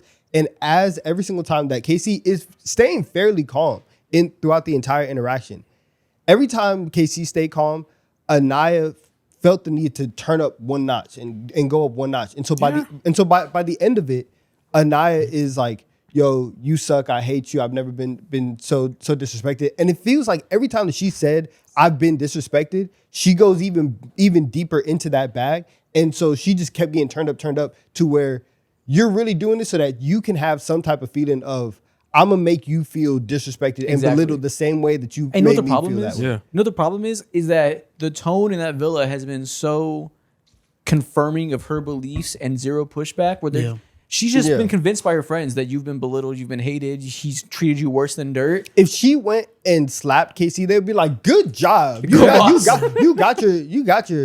did your big one, girl." Like exactly. That's the energy that it would have been like. She can't even see the perspective where like she's wrong in any way. She doesn't want to. She doesn't want to. Literally, there was a clip where what's his name? Zach was telling Anaya like a good truth pill in that Meg episode, and she was just right over that. She didn't pay no mind to it. Didn't respond to it at all. And out of all the dudes right now in their couples from the original Villa, Casey been the absolute cleanest. Bryce did some fuck shit. Zach, he's been on fuck shit the entire time. Corbin, Mr. Fuck shit himself. Sincere, we know what he is, bro. Casey's been super honest and transparent through it all with her. So I'm just like, I feel like I'm being tricked and gaslit in my face whenever I hear Anaya speak about how disrespected she's been. Exactly. Casey has shown a regular amount of emotion that is understandable.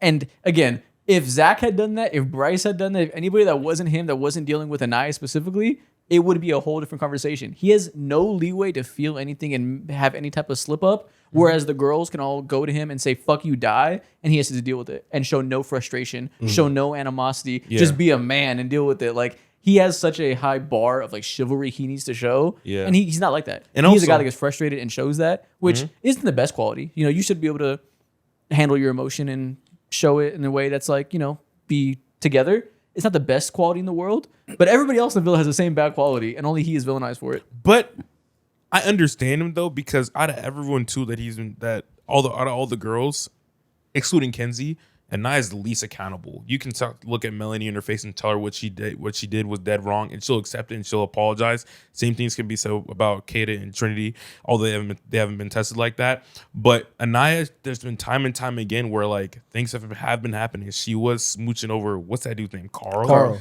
He looks like a Carl. She was kissing on him every morning, and there hasn't even been an acknowledgement that like, maybe I also wasn't as closed off as I may have been presenting.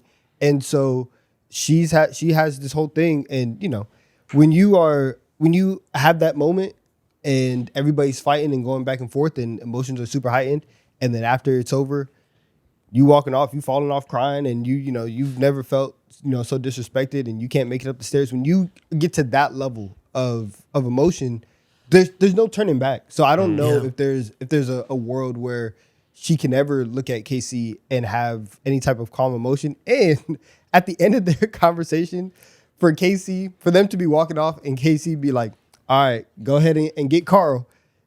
Then it's like, all right, like we try to have this conversation. You making like one too many jabs. Like, it was hilarious. I thought it was funny, but it is the wrong thing to say in that. You think he was trying to be like sly with it? I thought he was just like trying to be like friendly and supportive. Like, but he was trying to be lighthearted. Like, we had a very serious talk. Let's keep it lighthearted for once. I understand it. You can't do that in that moment because you just did have this conversation about y'all not working out, and so I don't think that clearly she's not in a kiki mood. Yeah. And you trying to make kikis. You should know at this point she's not a jokester like that. You know what the tough part is? Part of it is Anaya not taking any responsibility, like you said. I think also like she just believes what everyone's telling her, and she's embarrassed. She's a follower. Yeah. From the start, like any challenge when somebody would make any comment, she instantly takes that and she ran with it more so than anything else. Was the culmination of all that, because the core of the issue is that Casey brought somebody back and she didn't, and she's embarrassed for looking stupid, not being picked. And that's your fault. That's your fault. And the issue that they had with that's so belittling is that Casey said, I'm picking me, I'm prioritizing myself, and he tried to explain that, and they jumped on his ass, and he couldn't get out the full explanation and get to the part where he's like, I appreciate it, Nia, but it's about me. I need to finally take back my stuff. It came off cold because he couldn't get to the part that makes it less cold because they jumped him. And that makes her feel embarrassed because she didn't hear, I still love and appreciate you, but I'm picking him. She just heard, I picked this woman and I care about me. The fact that the girls, one, jumped Casey and didn't let him have the opportunity to explain himself, and they convinced her that her embarrassment should be perceived as being disrespected and belittled, when picking somebody else in Casa Amor is not belittling or disrespectful inherently to the other person. That's the fucking game. But the girls told her, manifest this as negativity, and she said, bet. Well, that's the structure of Casa, where there's literally no, and so like the two issues is that one, if you come back from Casa with somebody, then instantly, regardless of what you say, people are going to look at you and say, oh, everything that you've had for the last 2 weeks is just not real because you were just waiting for the next thing. And there's no situation where you can go to Casa, be there for 3 to 4 days, come back, and everybody would be like, okay, yeah, I kind of understand it. If you come back with somebody from Casa, you are instantly a villain, and that is part of the dynamic. And that's like, people have to understand that if you are gonna make that move, you have to know you are gonna get blitzed, you are gonna get jumped on. And for all of the reasons and all the buildup, there just wasn't a scenario where they were ever going to be cordial or ever able to get through that specific situation. Hey, the producers deserve an Emmy. They drew this shit up great for Casa this They year. are terrible people. Terrible people. Amazing content creators. All right, last two real quick. Where do we want to put TT? Need to see more. Me personally, Endgame. You know bro. what? Endgame. You Endgame. stood on it. Yeah, like I don't think I need to see more for real. Fuck it, Like, put Casey in Endgame too. They got to be together. She know what she wanted. Carl, need to see more. Yeah, Yeah, he just for got back. forever we need to see more. I hope we pick some more. Yeah. That'd be funny. I hope so too. I'm just glad we're done with the Caleb experiment, man. He's been on Need to See More for every single tier list, bro. Come on, man. Make a move, man. Yeah. TT's cool though, man. Seeing how she was standing up for Casey. That's actually Seeing hilarious. how she was like going back and forth. with Get out my Trinity. villa. Wait, why is it Nia get out my villa too for real? Get her out my villa. I don't care. Nah, keep her there. They're gonna dox us. Yeah, it's funny. They're gonna ruin our lives. Casey at Endgame, now Anaya's at Get Out My Villa. Whoa. We're men. You know what side we stand on. You know what we are. Yeah. Don't be surprised. That's funny. There you go. I think we have like 3 weeks left. 2, I think. 2. Wow. There's 13 episodes left, I think. Movie nights tonight. Shit will go down. Should be cinema. Wow. Bro, I will be. I'll be be seated. up tonight. Shout Well, out who to is Meg, like? I man. guess the only person with something on the line really is Sincere if he's gonna lose Melanie over some of the comments. Because like Casey said some Bruce stuff behind Anaya's back. I think Zach. We're over that. If they show If they release the real tapes about Zach, he's in trouble. But I don't think they will. Though. I don't my think they want to draw attention to the Yeah. racism. They won't. They won't. Unfortunately. So I think Zach is there. I think Kenzie has stuff at stake between her and Dylan. And the let's lie and the girls kind of seeing she's Yeah. shiesty as fuck. yeah. So Kenzie has stuff at stake. Sincere. I think Zach. You and know Kata what? I would be there. can't. One clip I hope they do show is when Anaya was gathering up all the girls and she was watching the guys work out, and then specifically she was watching Corvo work out. She was like, Oh, "Ooh, I yeah. like this channel." I hope they show that shit because that's wildly disrespectful to do while you're in a couple and you're at a decent spot with Casey. That's disgusting to do, bro. Really? Yeah.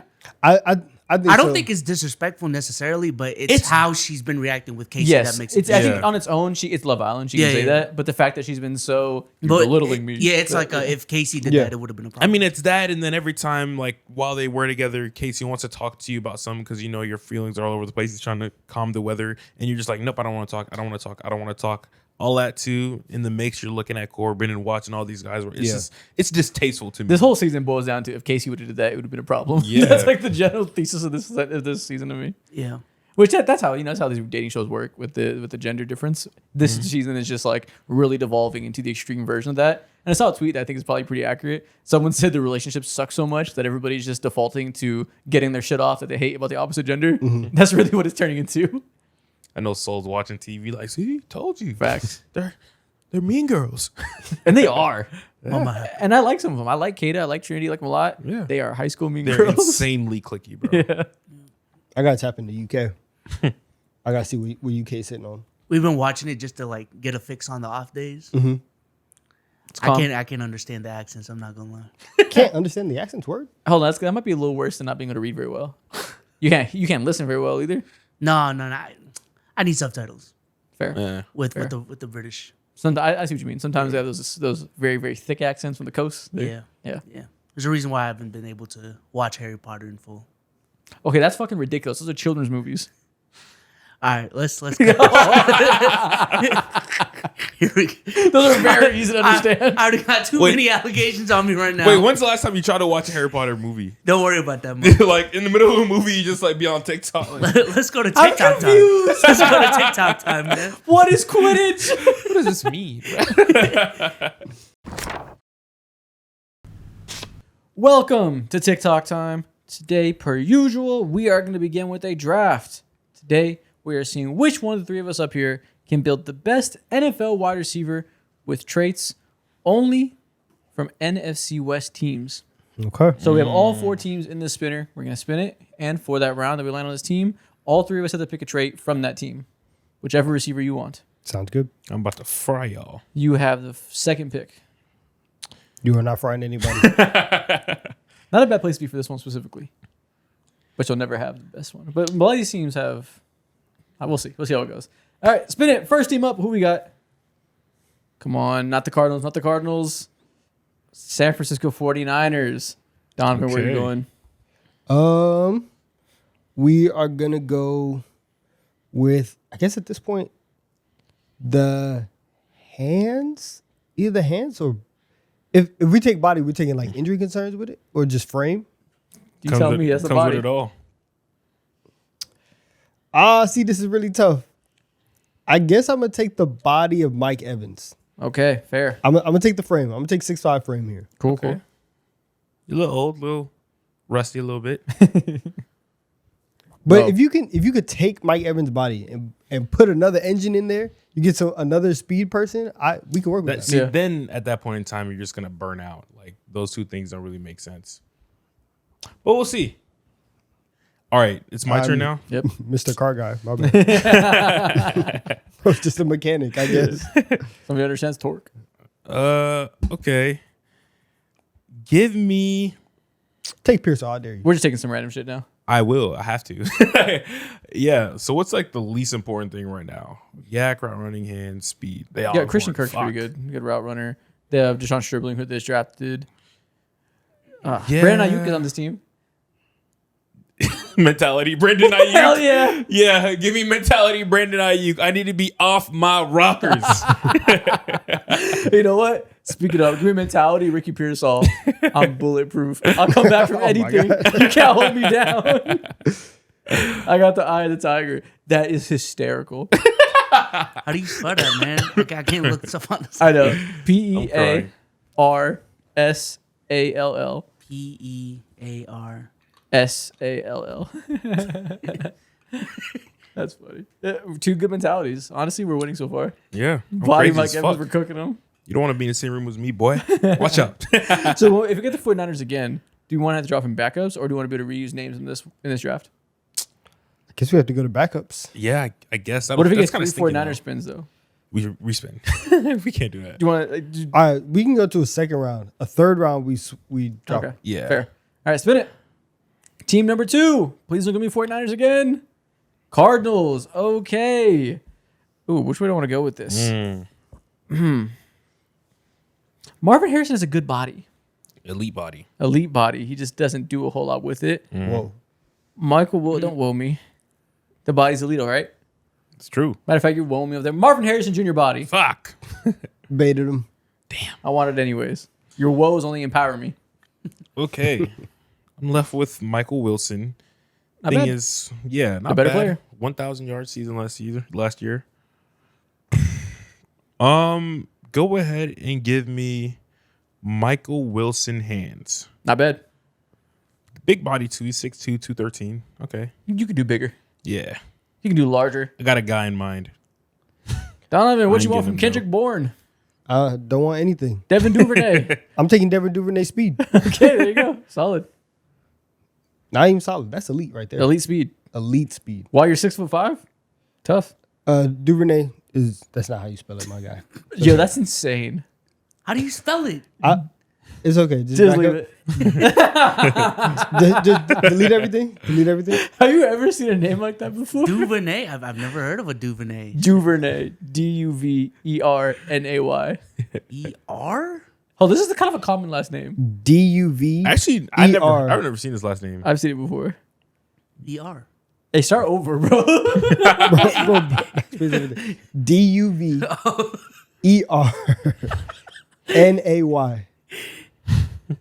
This is not a common last That's My bad. that's also true. Duvernay is not My common. bad. Common isn't the right word. Yeah. It exists. It's not unique, I should say. Like Duvernay is crazy. It's just not. he's Honestly, not the I word. would believe that a Duvernay exists more than like a Duvernay. Maybe I've just seen Duvernay a few times. Maybe I'm just A happen few to see, times? Yeah. Or you- Maybe I yeah. just happen to have seen the two of them that exist. I guess. Yeah. Maybe it's not common. I just happen to have Keep seen the another one. Duvernays around him, man. Yeah. All right, team number 3. Get him boxed. Come on. 49ers again. Fuck. Okay, well, this is not what I wanted. How about we say we can pull the same name out again for this one, but you can't pick the same name twice. That way, because I can't just build Mike Evans. that way we're not going to talk about fucking Deshaun Stribley, DeMarcus Robinson. Let's say you got to pick a different name for that team. All right. So can't go back to the same name. You can't do Mike Evans twice. Where are you going? I guess we will go. I guess Christian Kirk mentality. What do you know about Christian Kirk mentality? I imagine a TikTok edit. Christian Kirk mentality. Burn. He's Whatever that he's means. kind of a dog. Like I don't mind that. All I'm seeing is a Kirk mentality. We can take that a lot of ways. Mo, what do you want next? Fuck, man. Mike Evans' body again. Okay, we also can't pick the same exact thing as somebody else. Yeah. That's obvious. But you can take Mike Evans, whatever else. Fuck, man. I'm not taking his speed. That's Why not not? real. He's a speedster. You can also take Pearsall. He's very fast. Definitely cool on that. Give me Might be his. the fastest guy in the league. Pearsall's a good route runner. Give me Mike Evans route running. You should have probably picked Pearsall route running. I'm straight. Eh. The draft gods got I will me. pick Brandon Ayuk route running. I assume he still got it. He gets to run a route. Maybe he's not as fast anymore, but he gets to run a route. I don't know. I don't don't know think about so. that. If don't I know. get someone fast, he gets to run a route. We're like 19 days away from seeing an IU Instagram clip, and that's how I know it's gone. Yeah. I don't know if we could trust that anymore. We'll see. All right, spin it. I wish I could take Pearsall route running. Can we get the Rams? Los Angeles Rams. There we go. Damn. Give me Puka Nacua hands. Damn. Nope, other one. I'm on the left. I'm on the right. My bad. Damn. Dang, I asked for it at the wrong time. Yep. You get the third best receiver on this team. Damn. Oh, you're kind of fucked too. Yak, speed, body. Body's not bad. Pulled his hammy last year, but still Pretty old. valuable. Give me Devontae Adams' body. Okay, solid frame. Donovan, where are we going? Listen, Jordan Whittington, welcome to the team. We're just building these Texas receivers. Oh, he went to Texas. Yeah. We're gonna go Jordan Whittington yards after catch. Bet. Fair. Okay. That's also maybe I'm mispronouncing things. That's not how you spell the name. Whittington. Whittington. Wit. Oh, Yeah. That's a fair one. Yeah. WHITTING. I think we should let him rock. Let him spell it however he wants. TON. This would be a very funny board if it was all spelled Doesn't however he matter. wanted. Yeah. my bad, Joe. I was confident in that one. Damn it. It's okay. I gotta speak up. That's on me. All right. Next team, team number 4. Listen, man, I'll get a No problem. Seahawk. Please. Los Angeles Rams again. But I can take Puka this time. Fuck, now I get Jordan. I can take Puka. So I will take Damn. Puka Nacua routes. Damn it. Damn, you got Puka. Fuck. Oh, but you already had Devontae Adams, I'm so you can't fucked. take him. Let's go. I'm super fucked. You get Whittington. I'm super fucked. Okay, where do I want to go? Oh, but I get Devontae Adams. Yak moves. Okay. Fuck. Okay, Xavier Smith is there. Mario Williams. Just do Whittington speed. Keep moving. You know what? Speed Mario Williams. He's 5'9", 178. He's got to be fast. You have no choice but to be fast. I don't even know who that is. Mario Williams, 40. Looking that up right I think now. is that an undrafted player? Yeah, what's his 40? Yeah. 4'6". Oh, he picked a 5'9", 4'6" player. Yeah. And his hands have to be crazy then. He has to be a technician. Automatic. Fuck. He's never dropped a pass. Never. Oh, I have speed and yak. This sucks. Put that speed on. Devontae Adams isn't fast anymore. You got that nitros. What's Jordan Whittington's 40 time? Yo, insanely enough, my best strength is my mentality, probably. It doesn't matter. Yeah, your guy sucks. Jordan Whittington's 40 time is 4.47. That's faster than Devontae Adams right now. I will take Jordan Whittington's speed. And hope I get some good yak moves that are better than Devontae Adams at this advanced age. Bro, what if we just don't get a Seahawk? I know. Well, if we get a Seahawk, I get JSN. Spin that wheel. Please, please, please. Don't do it. JSN yak moves. Welcome home. Okay. Hey, my guy's a demon. You guys got smoked. That's not bad. Not that I don't bad. even We think, got good names. I don't think smoked. Actually, you're 6'5", so that helps a lot. You're 6'5" and fast, so that gives you a floor. Yeah. Yeah, never mind. You don't. Yeah, you're good. I got two options But you here. got Christian Kirk mentality, whatever that means. I got Puka routes. You do got Puka routes. Rashid That's Shaheed's 6'5" not a fast. yak guy like that. Good route runner. Damn. Rashid Shaheed's not a yak guy like that, man. tough. Yeah, but you'll live. More of like a speed demon. But then Cooper Cup's there, you know? I'm sure he Oh, has some Cooper Kupp yak moves there moves. as well. Now at this age, I don't know how he's moving like that, but he has Devontae Adams' body. Fuck. Just go ahead and give me Cooper Cup. Yak moves like Cup. That's a good job to block him. I was gonna take Cup hands. I know. I had to. Name value, man. Do I want to take Shaheed hands or Torrey Horton hands? What a sentence. Could go with Jake Bobo. Jake Bobo, he probably has good hands. How else is he in this league? Exactly, probably. I will go. You should take Jake Bobo. No, you actually should. I'm not doing that. I will go with. Shaheed is a vertical guy. My guy's 6'5" and fast. He's gonna stretch the field. We will go with Rashid Shaheed hands. Bro, I promise you, Bobo has better hands than Shaheed. He has to. Not necessarily. Dude, he has to. Do you want to necessarily. investigate this? Yes. Well, maybe do find out what his drop percentage is. Probably like 2 targets last year. I know. So I have Marvin Harrison Jr. body, Jordan Whittington speed, Puka hands, Brandon Ayuk routes, JSN yak, and Pierce all mentality. I'm You 50 do Cent. have the best skill here. I'm 50 Cent. Yeah, you got the best The best combination of players. I have the worst combination of players. I'm not even reading my list. Just know I got Brandon Ayuk mentality. I have Go a Mike long Evans. I have Mike Evans body, Devin Duvernay speed, Rashid Shaheed hands, Puka Nacua routes, Jordan Whittington yak moves, and Christian Kirk mentality. Listen, Nice. man, y'all ain't gonna be able to do money spreads like me though. Yeah, all the time. Money spread. This is not money a bad spread. play. I don't have a bad player. No, you have a good player. Bobo hands would have brought it together though. Bobo. If You're Bobo- trying to push this Bobo If you had propaganda. Bobo hands, I would have said you win. You haven't thought He's about trying to Jake Bobo force- all offseason. I would have said you win by far. I would have said you sweep. You got it, man. Okay. That's crazy. Rashid Shaheed hands over Bobo. Goddamn travesty over here. Next thing we are gonna do, we are gonna play NFL higher or lower. It's a website I found. We are gonna see a series of 2 names, and we're gonna do 3 categories: Madden ratings, passing touchdowns, and overall touchdowns. We'll see 2. We have to guess which player is higher or lower in that category. This is my bag. Yep. So sorry for 2K ratings. Oops. Madden ratings. What we got up first? CJ Gardner-Johnson or Geno Smith? Geno Smith. Hands down. Are you? Geno Smith came off a horrible year. Are you sure? I understand that CJ Gardner-Johnson is bouncing around teams left and right every single year. I'm going with Geno Smith. I'm going CJ. Yeah, I think I'm going CJ. I mean, Geno CJ's Smith's- got like 81, Geno 77. Yeah, Geno's There's not no good. way CJ's an 81 right now. Bro, Geno Over Geno Smith last year? Go CJ. 2 out of 3. 84 for CJ, 80 Yeah. for Geno. 84? They still fight? They still Shout got out. him. Troy Fatanu or CJ Gardner-Johnson? Troy. Troy. Troy. Yep. 84 is pretty high though, but Troy. 84 is ridiculous right now. No, Troy's a 77. The fuck? We already lost. We got one. What? Play again. Dexter Lawrence versus Josh Jones. I wonder who. I wonder who. Yeah, what are we talking about? Let's go. go Big Dex. Let's go sexy. Sexy Dexter. Sexy Dexy. 97 versus 71. That's an easy That's one. so mean. Hey, we're about to go on a run.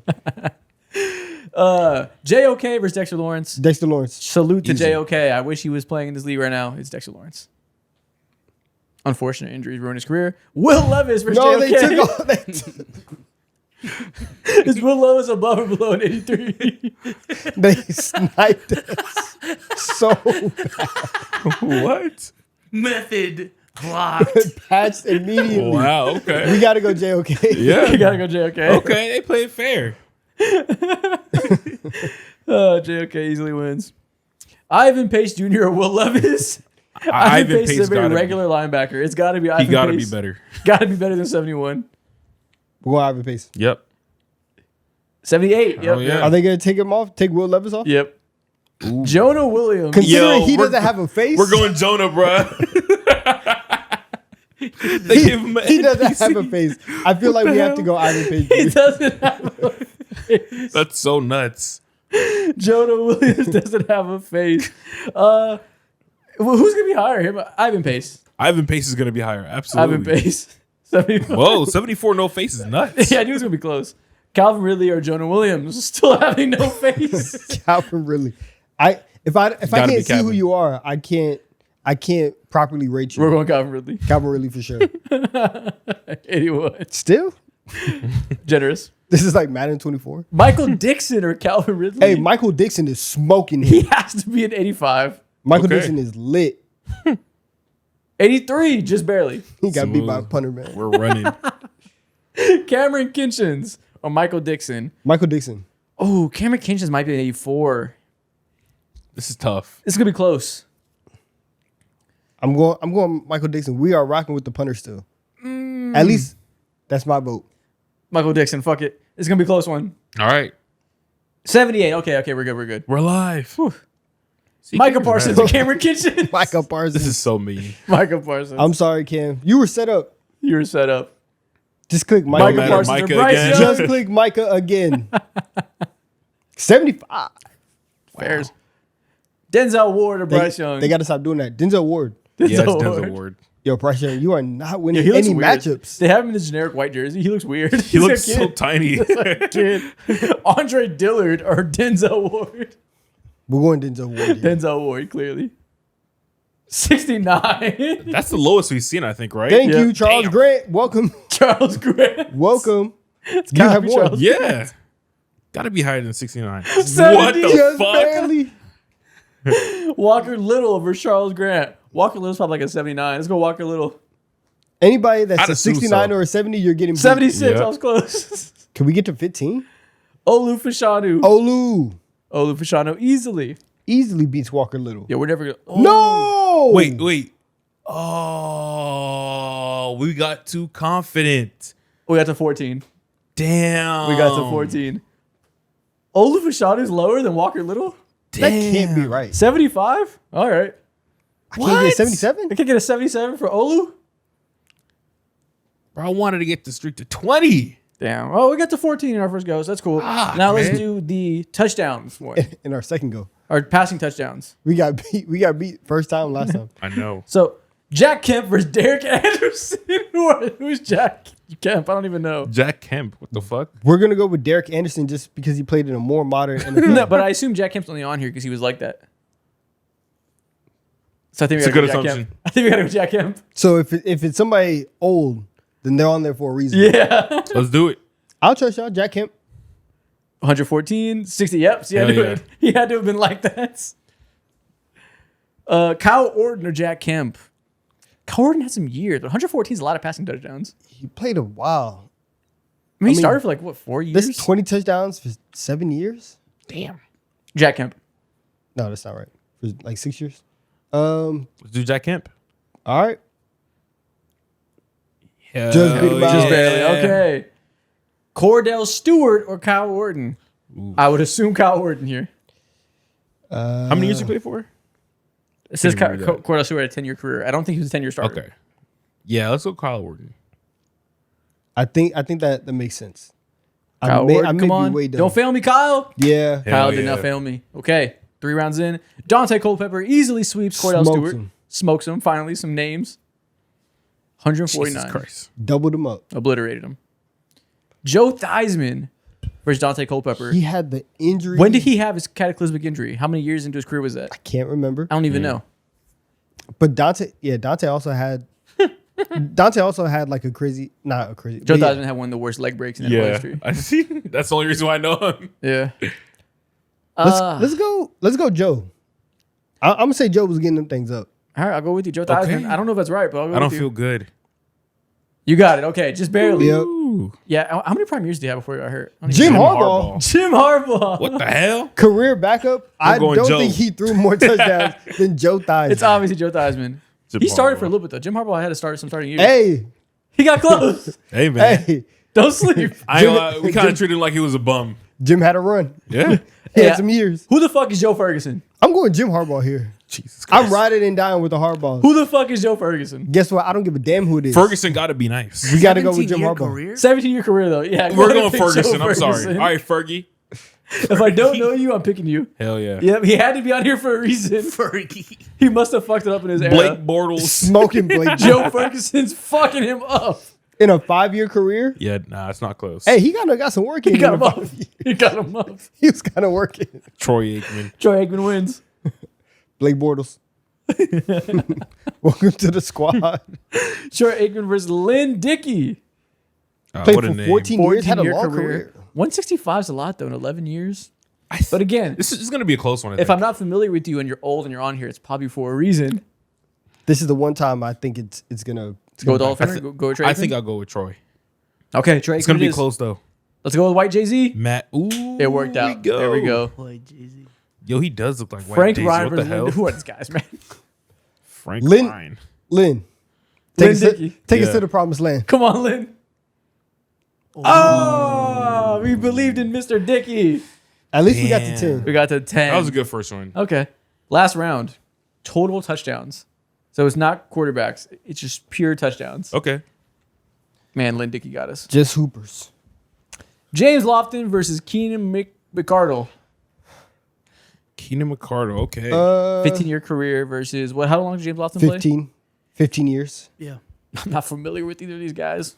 James Lofton. That's Was a he a good name, Packer? right? Yeah. It's a good name. I like He's a that. Packer. They Lofton. have James some Lofton. years. Let's go with him. 76 to 60. Nah. The name test always wins. Steve Largent, definitely Steve Largent. Actually, I don't know. Touchdowns are tough. But Steve Largent played for a long time and he was really good. Let's go, Steve. Largent. Yeah, 101. Got him. Start LinkedIn seeing them picture. 3 digits. Yep. Lance Allworth versus Steve Largent. Which white legend? I think I might still go Steve here. Allworth played For from, 10 years, Steve played for 13. Let's go Steve Largent. Okay. We'll go an extra 3 years. It's a difference. Yep. Hell yeah. That'll do it. Allworth versus Van. What is up with these old men? Yeah, I'm Van going Buren? Steve Van Buren. Hey. Let's do it. He only played for 7 years. I don't care. They He was must kinda- have been tough in them 7 years. Yeah, they was kind of scoring. They was kind of scoring. You want to go Van Buren? Yeah. Feels like he was running through folks. Look at his forehead. You guys are stupid. Fuck! You guys are stupid. Why? Play again. It was like 10 off. Damn. That was close. Charlie Joyner versus Jimmy Smith. Jimmy Smith, I would expect. Why? Why you do that?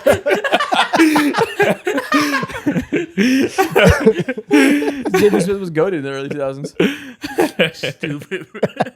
Why? Charlie. You want to go Charlie Joyner? Yeah, he played longer. I fucking Charlie Okay.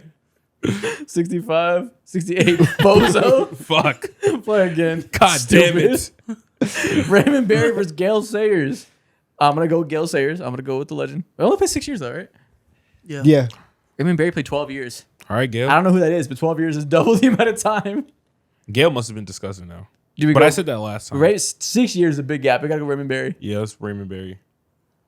68, 50. Ooh. He got it in those 6 years. 10 touchdowns a year. Charlie Taylor versus Raymond If Berry. y'all don't give us somebody from 2010, This is crazy. and beyond. Charlie Taylor. Man, give me Victor Cruz, somebody, man. Victor Cruz. 90. There you go. Charlie Taylor versus Dave Casper. Dave Casper. Dave Casper. 90's a lot. Dave Casper's a tight end. He looks like a guy though. How many years? How many years? Give me Charlie He looks Taylor. like a guy. He does look like a guy. 90 Right? TDs is a ton for a tight end. I'll Yeah. go Charlie It really Taylor. is. Give me Charlie. Charlie Taylor. Yeah, there you go. I'm sure he was a sick blocker. It's a lot of touchdowns. Todd Gurley. Gurley. There we Did he go. get to? Did he get to 50? I Yeah. doubt it. No, that's a lot of touchdowns for 5 years. We're going Dave Casper. Yes. Well, he had 1 year at the very end that also was a high touchdown year. It's probably like 8.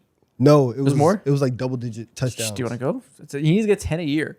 There was at least a couple of those years where he wasn't Well, on he's touchdowns. at like 16, 17 touchdowns. This is gonna be close. tough.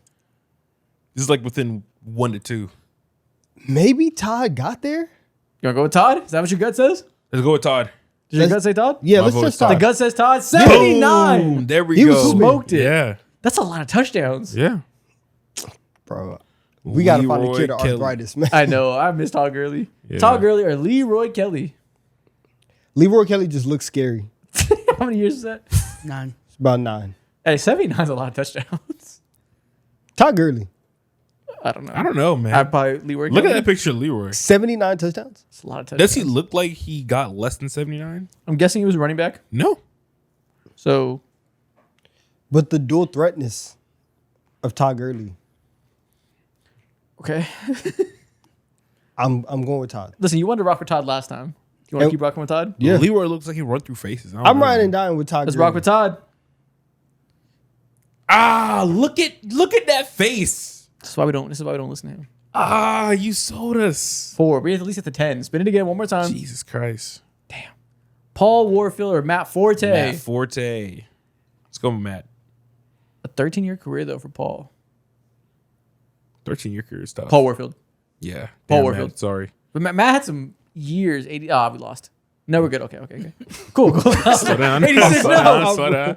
Adrian Peterson or Paul Warfield. Who should we do? Nationally, Adrian Peterson. I'm guessing he crossed like 150. 126. Okay. Cam Newton or Adrian Peterson. This is actually really good. Quarterbacks get a lot of touchdowns Yeah, so we're going Cam. because it's passing plus rushing. You were Is going it? Cam. I think so, right? It's overall touchdowns.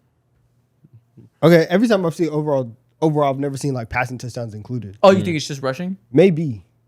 Why not yet? I don't know how the game is set up. Me neither. Cam Newton. Let's assume I it's say Cam. all touchdowns. Oh, so it's just rushing. Wow. right, well, okay. yeah. Anytime We they didn't do know. like, Okay. Now we know. Okay, I didn't know it was like an actual stat like that. I was gonna go off of Jerome Marvin Harrison Bettis. or Jerome Bettis. Jerome Bettis had to get a million 1-yard touchdowns. Marvin though. Marvin was a beast though. I'm taking Marvin Harrison. all the goal line work. You're gonna walk into a lot of touchdowns. Yeah.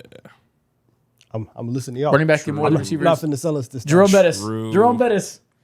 I'll go Marvin personally. 94. Damn, that was the wrong Come choice. on, fuck, We man. lost video. One more. Let's check it. One more run.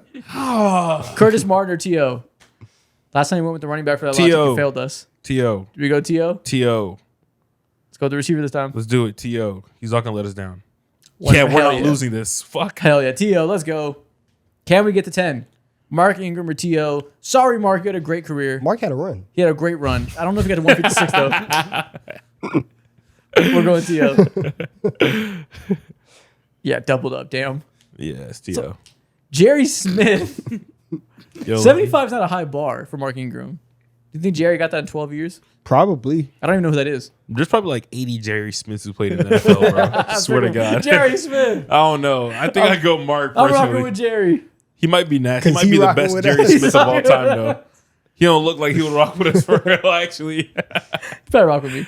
I don't know. I'm pushing it. None of us, man. So, Jerry. Jerry. Okay. Jerry. Fuck Jerry.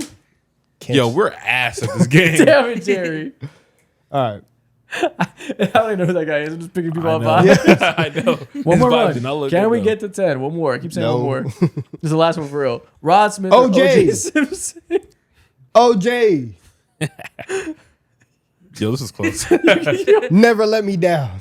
Are you sure? Steven Jackson or OJ. I think Steven Jackson is. Steven Jackson definitely cleared 76. Yep. Certainly. Ooh, Just barely. Certainly. Listen, when OJ went to work, he went to work. That's a word. He got the Otis job Anderson. Otis Anderson, 13-year career. 76. 70 is not a huge number. done. I don't care. I trust the name Otis. Yeah, Otis is disgusting. We're keeping these guys I'm not familiar The with. name vibes are crazy, though. All right, Otis. All right. go, Otis Otis. Anderson. Hell yeah. Let's go. We rock with Otis. Des Bryant or Otis. Did Des Dez. Bryant get to 86? You had to have, right? I think so. I think I'm gonna go Dez. That's close. I don't know. Kid- like Because 7 good Dez had years. a bunch of years where we're getting like double digits. Yeah, he touched on machine for a few of those years. Let's go, Des. Okay.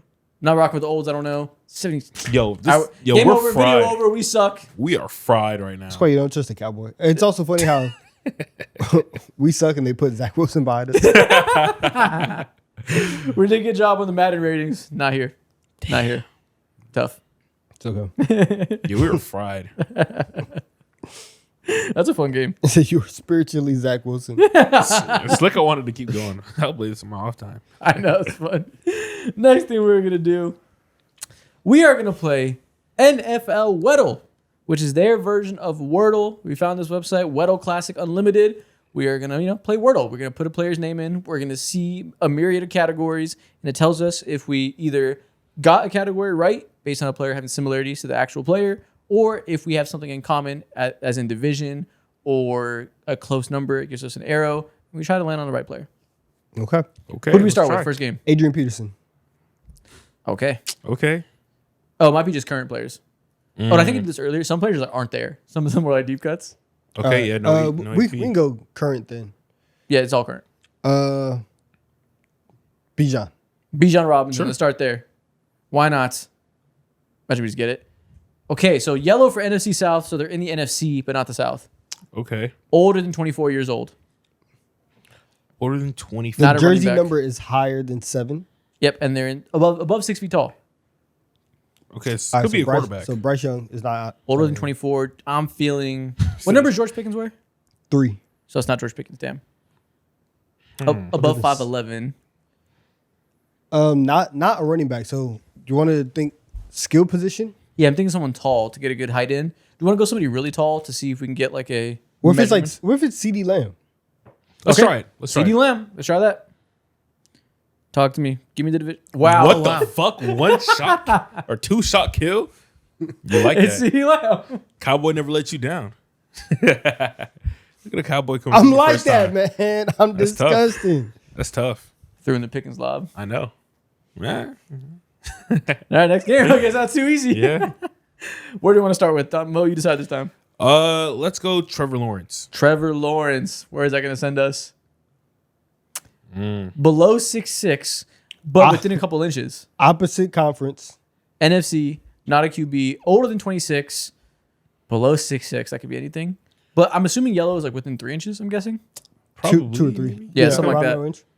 So bigger player.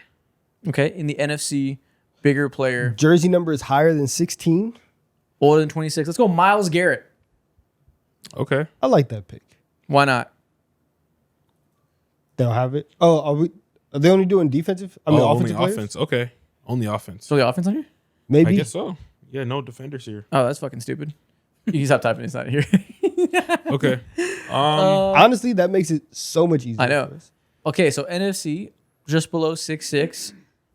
NFC below 6'6". Do we want to go Travis Kelce. No, it's NFC. Travis Kelsey? My bad. NFC. Let's go Drake London? Derrick Henry? Oh, wait, no. Just below 6'6". NFC. Trey McBride. No, it's older than 26. Trey McBride is 26. Oh, he's older than 26. Fuck. Older than 26. We got to pick somebody in the NFC just to get something up. Mike Evans. Yeah. Mike Evans. That's not a terrible guess. Oh, it's not the right guess, though. Okay, so below 6'5" again. Younger than 32. Younger than 32, but older than 26. Okay, so Narrow he's range. Pretty But much in his It's a prime. running back, though. It's a running back? Or it could be lineman or tight end. We don't know for sure if it's going to be just skill position. I don't think they're putting linemen on here. Yeah, they're not. Hey, doing when they that. pull up Rashawn Slater, then what? Can you just type in Slater, see if he's on the board? Fuck no, obviously not. Thank you. We're not putting Slater on the web. Come on, man. I didn't know it was that casual. I thought they had everybody. Okay. All right, Putting Slater on the Weddle. Fuck. so it's either a running back or a tight end in the NFC. We got this then. Below 6'6", between 27 and 31. That's Tucker Craft. Or should be. Tucker Craft is 25. He's 25? Yes. He's 26. Nope, 25. But it's older than 26 Ah. anyways. Is Trey McBride 27? Oh, no, it's not NFC West. Yeah. So Thinking North, tight ends.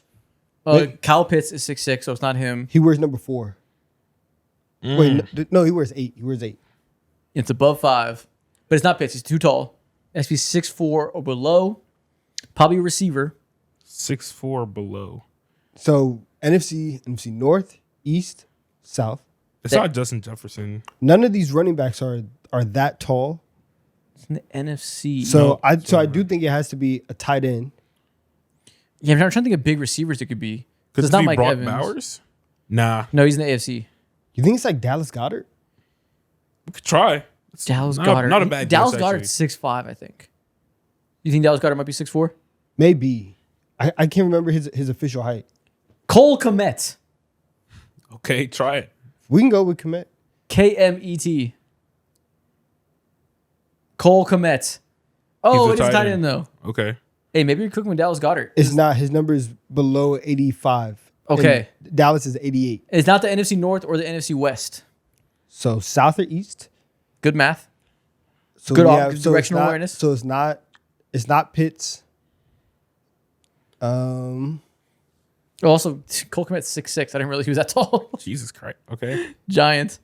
So it's like a Ferguson maybe. Huh. Is it Jake Ferguson? Because either South or East. Yeah, FE. Jake Ferguson. Is a Cowboy going to come through for us twice in a row?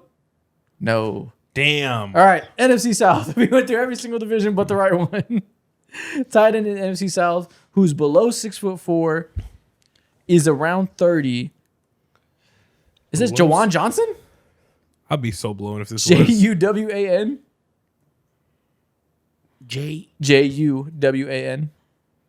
That's not a bad guess. Jawan Johnson. Oh, it is not, but that's the right division. He is 6'4", above 29 years old, so he's either 30 or 31. We have 3 teams to pick from. Either 30 or 31. What the fuck? Who is this? Panthers, Saints, Falcons. Got 3 more guesses. Either 30 or 31 exactly. The Yo, I'm number, cooked. the numbers around there though. So 83. This is some old dude from the Bucks or the Saints or something. It's a little like bit that. lower. So It's probably, is Cade Otton 30? try Cade, Cade Otton. CADE. please. Feel Please. this one. Oh my God, it's not Cade Otton. Yo, we're cooked. Is this a backup? This is some random. Yeah. Oh, fuck. Or is it someone on the Bucks? I don't know. But we haven't gotten the team right, though. So it's not New Orleans or Tampa. Yeah, it's someone on the Bucks, I think. No, we just did the Bucks. Ah, Through Tampa or the Falcons. yeah. It's not, I mean, Panthers, Jatavian Sanders, not him. He's old. Tommy Tremble's not 30, I don't think. Yo, It we're might in the be. blender. So it has to be a backup. Yeah, we might just have to guess what. Who's it the is. backup to Kyle Pitts? That's 30. Do they have an old guy? Why am I blanking on their backup tight end? Man, pull up our lads. Pull up the depth chart. Austin Hooper. I completely forgot. Is about Austin Hooper 30? He might has to be 31 exactly. He's been in around the for a league. minute. Yeah, type in Hooper. Hooper. Oh, okay, Austin Hooper. There we go. That took the fucking- backup tight end of the Falcons is what we got. That took fucking forever. That sucked. Very nice. See, one time you one hit quit CeeDee Lamb, then you have to go 6 rounds with Austin Hooper. It's crazy. It's crazy. Let's start with Justin Jefferson. Justin Jefferson, okay. Okay. Dang, we stay getting no clues off the first one. All right. Under 27. That's not bad. AFC running back. Does they say Pot- they're shorter potentially. than 6'1", Yeah, shorter than 6'1" by a lot too, because it's not in yellow yet. So they're 5'10" or below. So I'm assuming this is going to be a running back. Little guy, AFC, Ashton Genty. That's a That's a snipe. Actually, no, it's not Ashton Genty because the age 27 is yellow, so he's either 26 or 25. Really? Ashton Wow. Genty is not that. so the guy's been in the league for a little bit. Yeah, been in the league for a few years. AFC Is Could this be Brees Hall? let's could be see. Brees Hall. Brees Hall. Let it Yeah. rip, Brees Hall. Oh, but it is a 25-year running back Okay. in the AFC, below 5'11", 5'10" or 5'9" running back. Number below 20. Number Okay. Not on the Jets. He's 25. Years old. Thank God. Good for him for not being on the Jets. Am I right? All right, you're right. right. So Colts were out. Jags are out. Texans are out. 5'10" and below running backs. Oh, wait. 25 years old. Is this Kenneth Walker? Is this the new chief? He's 25? I think he's around there. What number did he pick? Did he already pick a number? I don't know. Stop asking me about numbers. Try it. Hey, it's Kenneth Walker. Okay, there we go. Good snipe. That's a good Giving one. me headaches asking about these numbers. You got to know these, man. All right, one more. Mo, who are we starting with? Okay, let's go ahead and start with Drake London. Nah. Let's go Amari and Hampton. Amari yeah. and Hampton. Okay. It's gonna be a running back again. You can get running backs a lot. Oh, Fuck it's a running again. back. Yeah. Below 6 foot in the NFC. Older than 23. Cool. Nice. Older than 23. Number higher than 8. Christian McCaffrey. Wait, what number does he wear? He wears 23. Christian McCaffrey. Are we just sniping this? I would love it if we did. Oh, no. Damn. Below 5'11". Oh, it said below 6 feet. Oh, no. Okay, yeah. Misread that for a second. Okay, so not in the NFC West, but is in the NFC. NFC. Below 30, above 23. Quite the range for running backs. That's your whole career. She can be anybody. By 30, you're cooked. This could literally be anybody. Wait, the number is higher than 23. So a little 32 action. 28, Yeah. 27, 26, 25, 24, What number is DeAndre Swift? 22, 21, How tall is Saquon? 30, 33, 34, 35, Saquon? 36, Oh my 37, God. 38, 39, 40. Fuck. Perhaps a 41, 42, 43, 44, Stop. 45, 46, Yeah, 47, 48, just hit 49, Saquon, 50. please.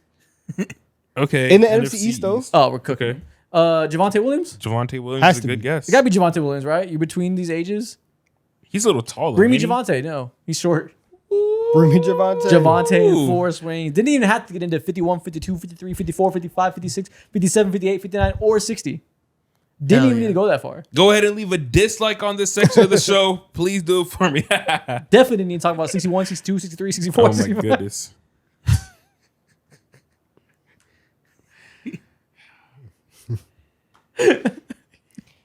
You think you're so Four funny. more. You gotta have me laughing with you. But you decided to stop at 65. I can say it with a straight face. Next thing we're going to do today, we are going to rank the last 10 NFL MVP seasons based on, I don't know, how difficult it was, the team context around them, how much they had to carry, how good the individual player is. A nice combination of all these things, ranking them 1 through 10 from 2016 through 2025. Okay, let's do it. Starting with, first off, 2016 Matt Ryan before he blew the 28-3 lead in the Super Bowl. Ooh. Now listen, before he did that, he was hooping. Incredible season. Best Yeah. offense in the league that year. But they go. Yeah. They went 11 wins. Not the most, Yeah, honestly, from an MVP season, but they carried a really bad defense. Yeah. They carried like the 28th ranked defense in the league. And he was like, this season was like peak veteran quarterback that just like figured it out and makes no mistakes, comes out there and just like leaves nothing on the field, completely accurate, running the scheme. It was Kyle Shanahan's like coming out party as a mastermind. Kind of similar to the Matthew Stafford MVP in this past year, I think. Yeah, he had Julio Jones peak of his powers. I see the Puka Nakua comparison as well. Devontae Freeman was a cool little running back at the time. 1,000 yards. Catch Uh, passes. Yeah, Mohamed Sanu just got traded there, I believe, from the Bengals too, if I remember. Yep. Okay. I think we put him at like 8 to start, but maybe he'll move down a little bit more. he ain't gonna finish out as 10 probably, but we'll see. Yeah. Respect to the Matt Ryan MVP season, but he's going to Yeah. be on the lower end, obviously. Okay. yeah, we won't start it off at the absolute worst. Let's go 8. Yeah, we'll start him there. Just That's good. Respect. But we know what we're gonna But do. they were killing teams though. They were They, amazing they, offense. they were putting up 30 every single week. Now, Kyle Shanahan took the lead by storm. And Matt Ryan. Yeah. Okay. 2017 Tom Brady. I feel like any Brady year, top 5. I know it's Brady, right? Like we have to put him on there. These amazing years like blend together in my head. Especially in the second half, like post, like once they finally started getting back to 2 Super Bowls and they were going really every single year. I mean, this team they were just going to win 12 games every single year. They were going to be in the AFC title game, and that's just baseline. The best part about this though is this was like the start of his like third prime. He won this Yeah. when he was 40. Winning an MVP at 40, winning 13 games. It's the 40 of it all makes it so impressive. That gotta be like the oldest MVP ever too. It has to be. I think we put him at 4 for a good start. Okay. Yeah, it's not one of the top tier ones because there's some fucking legendary seasons here. Yeah. But 66% completion percentage, 4,500 yards, 32 touchdowns, 8 INTs at 40. That's crazy. Come on. 2018 Patrick Mahomes. Listen, you want to talk about coming out parties? There's never. It's very rare that you get somebody announced to the league, I am here in this way, having 50 touchdowns, leading one of the most prolific offenses that you've ever seen, his season genuinely, it let everybody know like, oh no, we have another like all-time level player here. Is this top 3?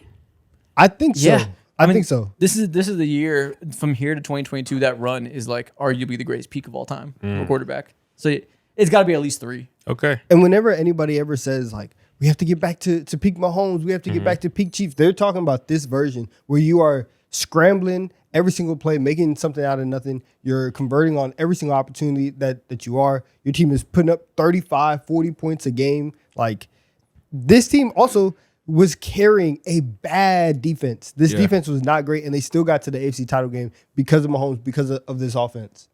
Yeah, and this, I think the 40-year-old of it all is like maybe more impressive for Brady for 17. This version of Mahomes might be slightly like a better player because he has the legs on him, Yeah. and they're both obviously had amazing arms. But this is also the most raw Mahomes mentally. Yeah, he was saying that he didn't really learn how to read defenses until like year 3 in the league.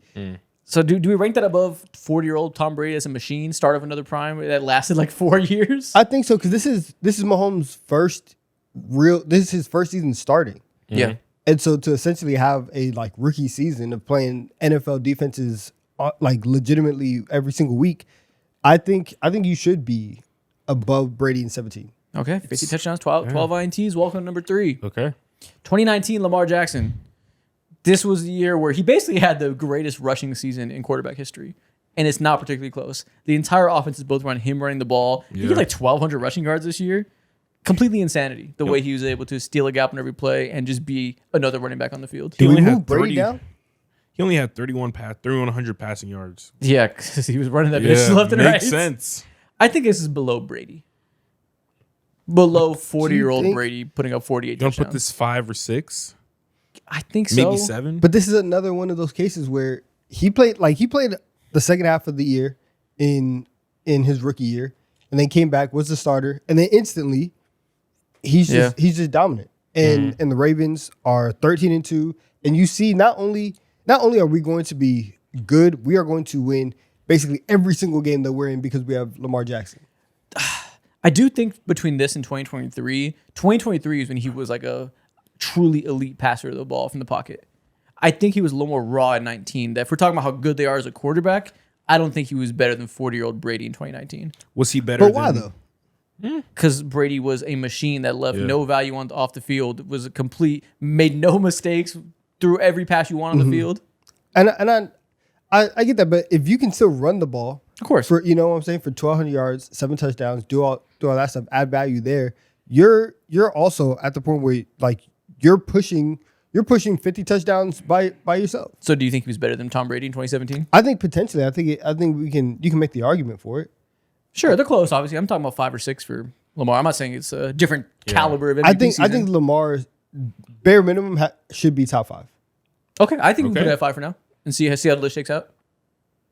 20, we have Aaron Rodgers in his first of back-to-backs. Man, he didn't even want to win this one. But he did anyways, begrudgingly dealing with LaFleur. He was Yeah. iconic. Wait, Just what did he do that was crazy? He didn't want to be there. He didn't want Oh, yeah. LaFleur. He didn't want LaFleur to be This is there. after they drafted Jordan Love, and he had a coach he wasn't fucking with because he Oh, told him to yeah. turn his back to the defense. And how dare I get under center? Yeah. And he threw every touchdown. He's like, I guess I'll do this right here.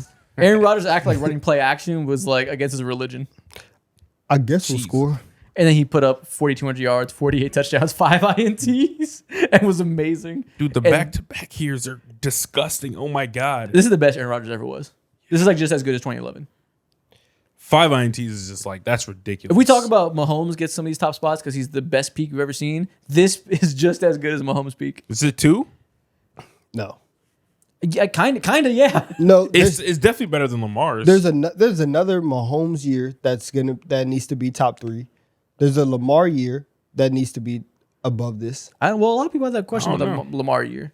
I think you can go 2 for now, and maybe we'll shut everybody down. I think to me the convo is 20 or 18.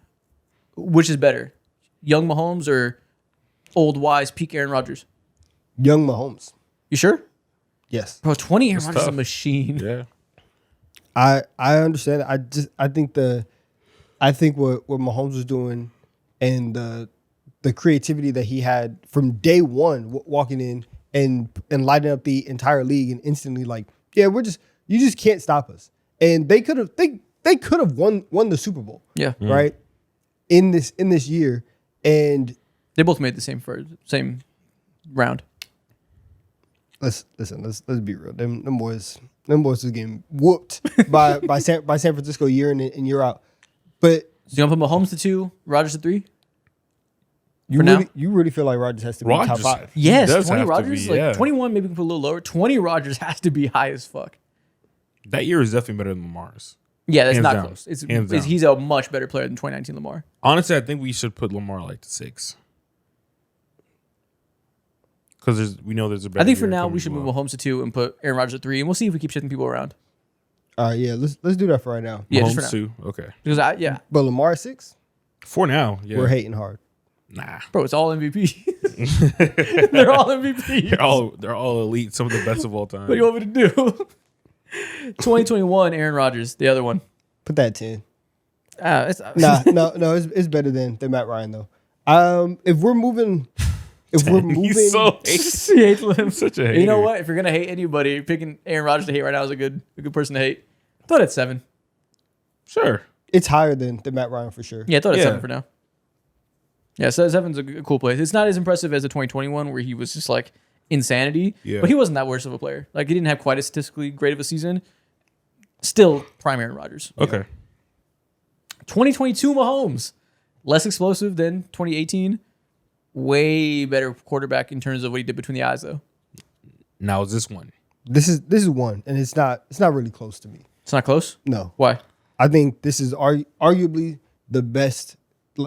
This is on like the short. Forget the decade. This is on the short list of the best we've ever seen anybody play quarterback. It might be the best anybody's ever played the sport. Exactly. It's an argument that there's no list. There's no short list. There's no list of any length. This is the best peak of all time. To have a season like this with the fact that we just traded Tyreek Hill away. Yep. We just got rid of one of the biggest field tilting players that the league has ever seen, and he's gone now. And I'm gonna roll out here with MVS and Juju Smith-Schuster, and it does not matter because the offense is still gonna be top 10. We're still gonna be as efficient as ever. We're still gonna get it done. I'm still gonna be fantastic. You see it's still fairly young Mahomes, so the legs and the scrambling and all that is still there.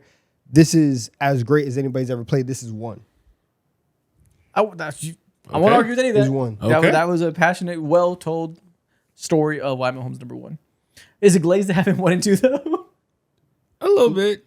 No, A little bit. he's arguably the GOAT. True. Yeah, and the guys right next to him at 3 and 4 are also arguably the GOAT. Yeah. So fair. 2023 Lamar Jackson. I think this is a better player than 2019, but this is the year where people said like he barely deserved it. That for most of the season was Dak until narratives took over at the end of the season, and that this is a as far as storylines go and tracking the arc of the season, one of the least impressive ones to people. But I do think he was a better player than 2019. 2019 he just ran away with it storyline wise. So do you want to flip? Do you want to put him at put 23 at 5 and 19 at 6? Well, that's the question. What do we value more between 23 and 19? I don't give a fuck about the narratives. I think 19 is probably a more impressive MVP just because it was definitive. Yeah. And there wasn't any really back and forth between it.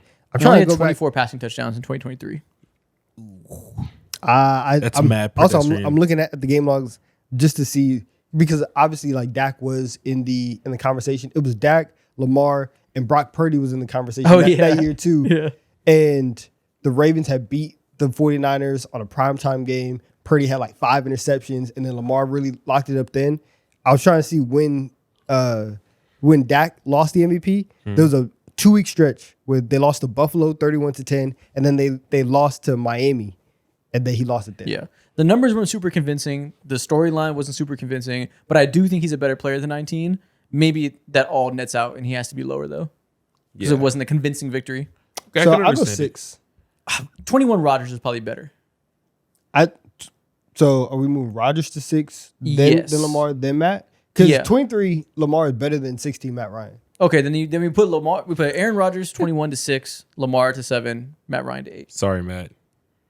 You Is told what you it was is, man. coming. You're existing amongst legends. Being here is a amazing accomplishment. It's a treat. It's Lamar. It's Matt Ryan, a bunch of legends. That's crazy.